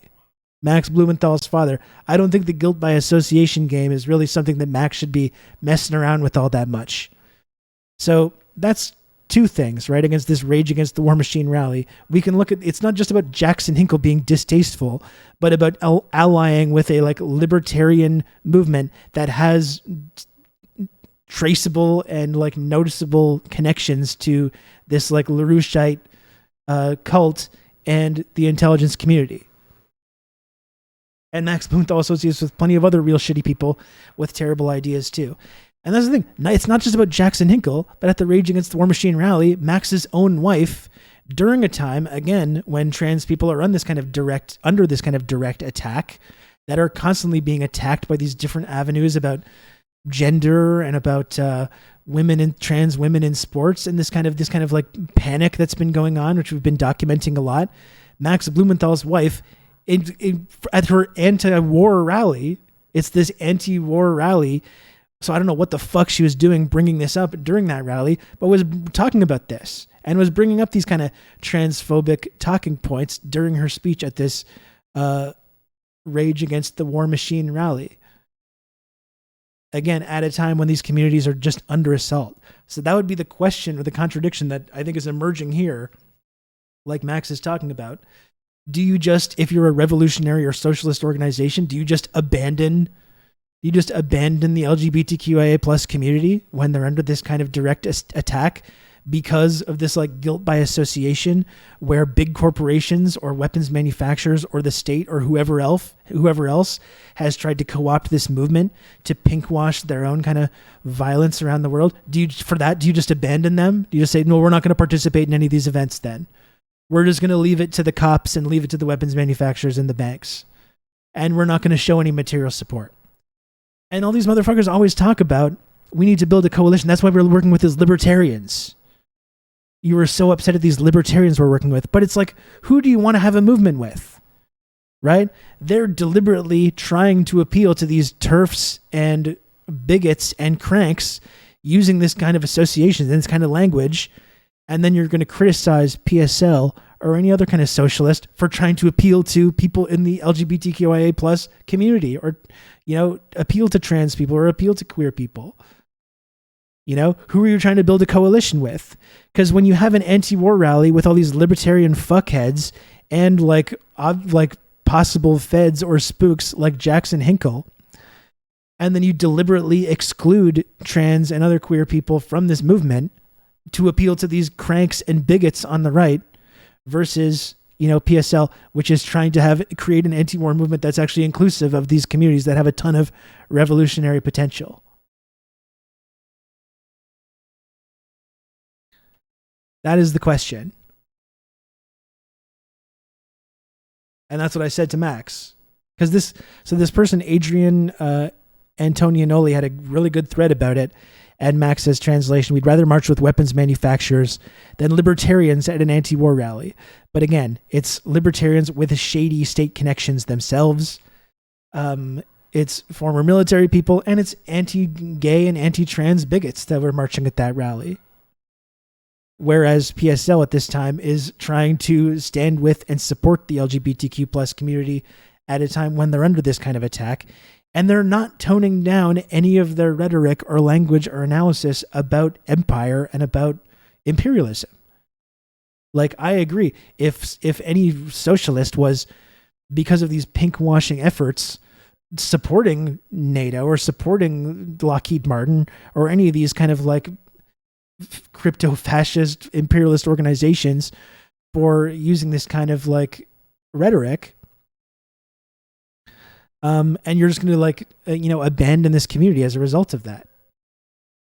Or if they were responding to that, by toning down their own rhetoric or supporting imperialism, that would be something that we could talk about or have a problem with. PSL is not doing that. PSL is not doing that. They have not toned down their analysis at all, and are often attacked by the very people that are attacking me in that other tweet that I was talking about for these kind of views. They're not toning down their analysis at all, but they are, regardless of this pinkwashing effort, which I agree needs to be resisted. They're still standing with this very marginalized community at a time when it's under this direct attack of state violence, and trying to tap into the revolutionary potential of this community. And it's who are you forming a coalition with? Max is arguing that we need to form a coalition for the anti-war movement with these libertarians and cranks and LaRouchites and bigots, whereas organizations like PSL are saying we need to form an anti-war coalition with, trans and other queer people and other revolutionary organizations. So ask yourself during this time, who is, like, what coalition you want to be involved with. You know, and the answer shouldn't be too hard to figure out. Anyway, it's just funny because, and I couldn't tell if Jim Jones-Un was talking about one of the keynote speakers at Max's rally or this one. I couldn't figure it out.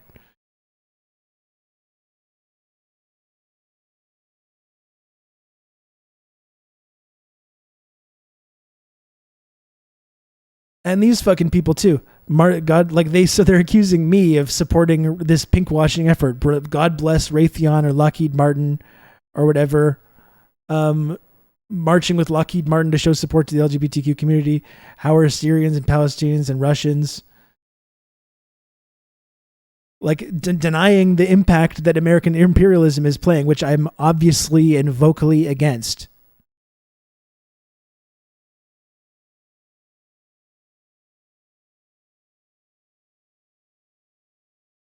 Oh, and I'm trying to find, oh yeah, okay, so someone says how many Arabs have, like, people pointing out the violence that has been inflicted on people by these weapons companies. How many Arabs have been, over the last 40 years, have died as a result of the weapons industry? But like, that has nothing to do with the LGBTQ plus community. That has nothing to do with that. Supporting and standing with the LGBTQ plus community when it's under this kind of violence has nothing to do with supporting or not supporting people that have been victims of imperialism around the world, which I have vocally and loudly stood up against and will continue to do. And so as organizations like PSL are doing the same thing. And this person is like, yeah, the Patriot Empanada. Fuck, there was someone else. There was someone else that responded to this. That was like talking about Jordan Ewell's connection to like the NGOs and the work that he does.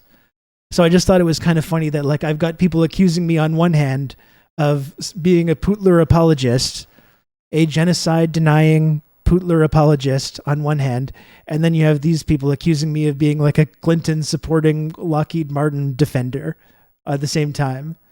This is the Rob dialectic here. I'm simultaneously a genocide denying Putler apologist, and I'm a Clinton aligned supporter of Western imperialism and Lockheed Martin. You can just never win. You can never win with my extreme radical ideology of being anti-imperialist and supporting social and racial justice domestically. This is my extreme radical ideology that I get attacked for. That no one seems to be able to have this synthesis. Or, you know, some people are. But it seems to be one or the other. You can only do one or the other. My extreme radical philosophy of being anti-imperialist and unapologetically standing up for social and racial justice domestically. This really outrages some people. So, I did think it's funny that on basically 2 separate days, I'm called both a genocide-loving Putler supporter and I love Raytheon and Lockheed Martin because I'm pushing back on this idea that organizations like PSL are being like maligned for participating in pride events, which have been co-opted by big corporations. Both contradictory attacks are in the interest of the U.S. State Department. Yeah.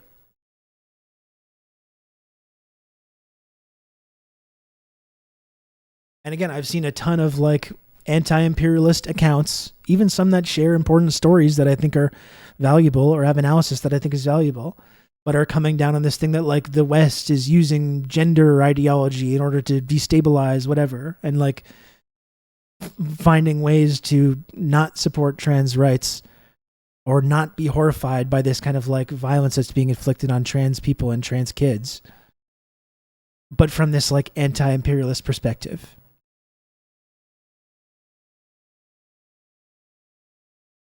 And that's my analysis. I think we can and should resist this trend of pinkwashing imperialism or colonialism or Zionism or whatever kind of whatever kind of state violence, pinkwashing it by this kind of like flimsy support for gay rights or trans rights. We can resist that, but also stand alongside the LGBTQ plus community when it's under attack, which it is right now. I don't think it's hard to do. I don't think that should be controversial. I certainly don't support Lockheed Martin or any other defense contractor who's tried to again, rewrite or revise their own horrific legacy by supporting these social causes. I'm against that. And I'm also support standing up for victims of this kind of bigotry and state-sanctioned hatred.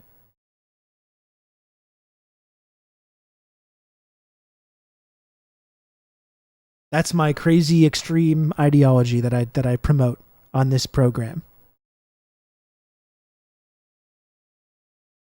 Anyway, minor beef with Max Blumenthal. I wanted to talk about this phenomenon. I wanted to talk about this idea of pinkwashing imperialism and how that is something we need to stand against, and how that we can stand against that while also standing with marginalized communities like the LGBTQIA plus community. And we need to stand against imperialism, try to destroy these arms manufacturing companies, while also supporting and promoting social and racial justice domestically. You know, support social and racial justice, but don't allow the state, or don't allow these weapons manufacturers to weaponize social and racial justice to justify their own violence. You can do that. You can do that. Why do you chime in on Raytheon anyway? You're Canadian, I know. Why do I say anything at all that's not just about like hockey? You know, we don't know. The idea that support of LGBTQIA plus people at Pride is supporting the sponsors is ridiculous. I agree. It is ridiculous. And there's these big corporate sponsors of Pride for decades now. This is not a new phenomenon. And I agree that Lockheed Martin should not be in any way affiliated with any Pride parade. I couldn't agree more. You know, but these are still opportunities for socialist organizations like PSL to get their analysis out there.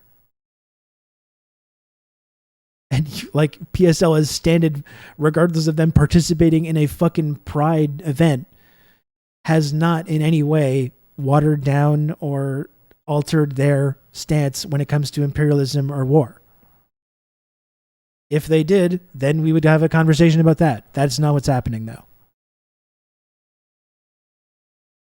I think these guys are, this is an interesting point, Moss. I think these guys are mirrors of liberals who are completely disconnected from international politics. These vulgar anti-imperialists are completely disconnected from domestic issues. I think that's an interesting way of looking at it, yeah. Yeah, you just look at the way that the White House is like weaponizing this, or the way that these imperialist organizations like NATO or these arms manufacturers, look at the ways that they're cynically weaponizing these things and not paying attention to like what is actually going on with these communities while they're getting this cursory and flimsy support from these big corporations.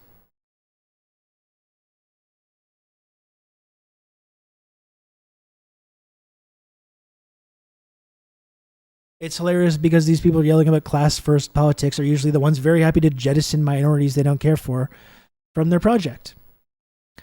Yeah, and it's a question of like, you know, dude, are the idea that class is not extremely tightly tied together with social and racial justice. I mean, it's just fucking ridiculous. And again, when you jettison the LGBTQIA plus community from your anti-war movement, you're just building a coalition with bigots. And that's what they are doing, right? Not only did they have this anti-war rally, and are they connecting with libertarians and LaRouchites and these nefarious people, but they're also deliberately, with their rhetoric, jettisoning people from the LGBTQIA plus community from their supposedly inclusive coalition that they're putting together. They only want to include people on the right. They only want to reach out to people on the right. You know, people that care about social and racial justice. Well, they're not part of our coalition. You know, it's just preposterous. And again, Max Blumenthal is part of the Clinton crime family. So maybe this whole guilt by association thing is not really the best game for Max to be playing.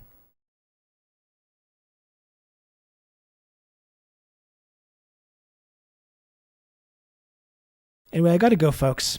If possible, it would be really great to try to make a little bit more of a dent in today's sub goal. I'm going on 3.5 hours now. And one thing I have realized as well is that if I want to get closer to the sub goal every day, I should go back to doing the stream for like 4.5 hours. That's like, I realize that I need to spend more time here if I want to actually meet that. And I recognize that.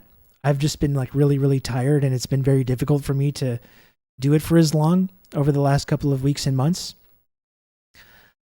We are going on 3 hours, 40 minutes of this stream, though. I've talked a lot today. It's been a lot of talking. It's been like basically 3 straight hours of talking today. It's been really, I think, a great discussion. I hope you folks have enjoyed the discussion and the analysis. But if there are any more kind and generous chatters, out here that want to support the work that I do on here, that appreciate the discussion and the analysis, and want to support TRRS and want to join the community, please, if you can, subscribe to TRRS. It is a measly $5 per month, totally free with an Amazon Prime account, and you can support and join a really wonderful and dynamic community that I happen to love a whole lot.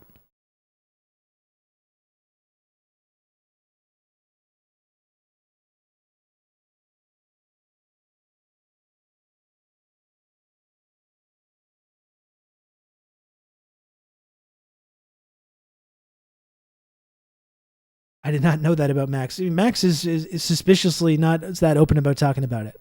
The role that his father, Sidney Blumenthal, what his whole job and career is about. And I'm not even discounting that Max Blumenthal has done some important journalism and advocacy that I agree with. But he has made this descent, especially over the last 2 years or so, since the pandemic started, into this like kind of like crank territory, with the courting these sort of anti-vax movements, talking about the trucker convoy, engaging in this kind of like liberal decadence kind of rhetoric about the LGBTQ plus community. And regardless of whether you say things that I might agree with sometimes about Ukraine or Israel or whatever else, I think that's bullshit. I think it sucks to do that. And it is, once again, what no theory does to an MF, as we know.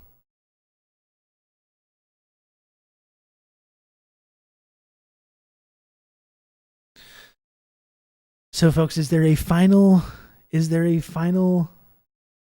kind and generous chatter there that can help me put a dent in this sub goal?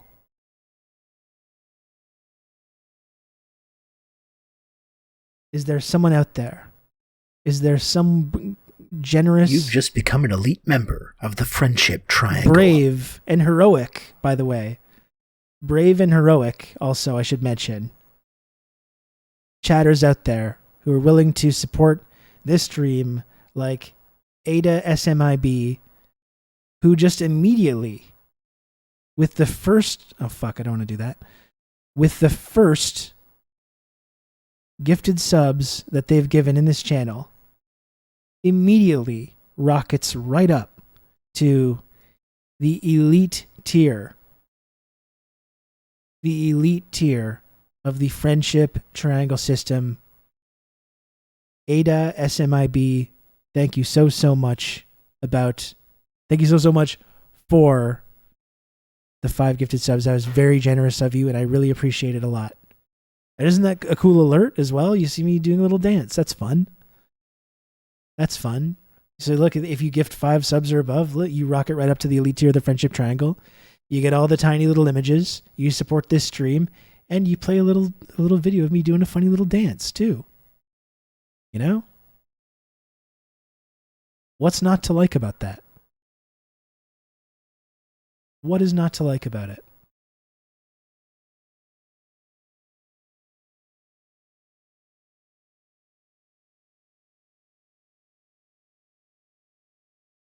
I really appreciate those 5 gifted subs. Thank you.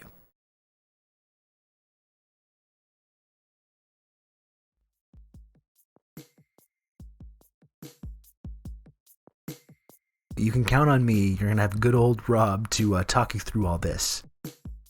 Sunny Sola, my goodness. Thank you, Sunny Sola, for the 3 gifted subs as well. I really appreciate the support, Sunny Sola. Thank you. And you gifted 3 earlier as well. Sunny Sola, you really came through and helped me out today. I really appreciate it. Thank you. And listen, I know it's a long shot, but I would be not doing my basic job to say at this time that not only if there is one extremely generous chatter out there, not only could that theoretical extremely generous chatter get to the sub goal, get TRRS across the sub goal today. Good old Rob to talk you through all this. Not only could they get us across the sub goal, but could also trigger the very cool and elite and amazing and rarely seen. You can count on me. You're going to have good old Rob to talk you through all this. Gift sub alert. And I know it's a long shot. I know it is.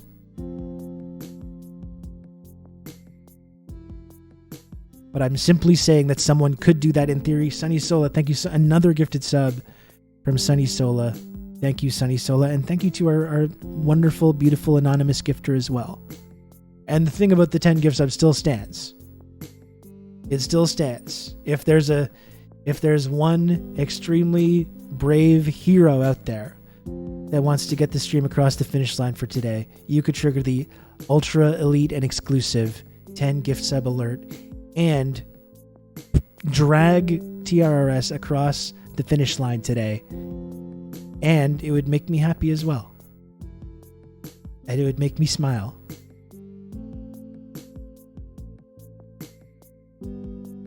And I'm simply saying that that's a possibility. That's all. That's all. That's all I'm saying.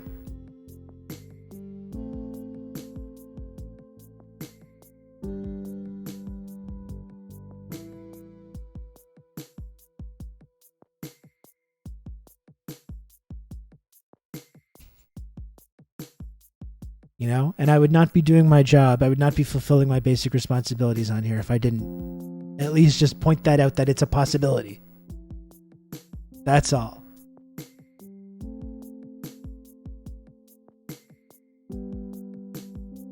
This has been a good stream, though. A lot of talking today. A lot of talking on this stream. I'm a little bit sleepy.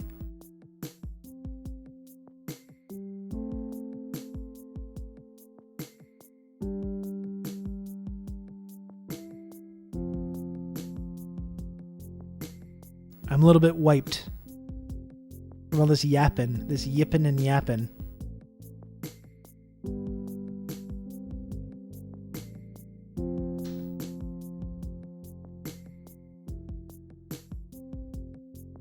In fact, I think I'm tired of speaking now. Let's raid our friend of the stream, Grom Storino. And I'm just going to stare at the camera for the next minute. And again, if anyone wants to subscribe, you're still free to. You still have about another 40 seconds to do so. Thanks again for watching. I'll see you folks tomorrow. That's all.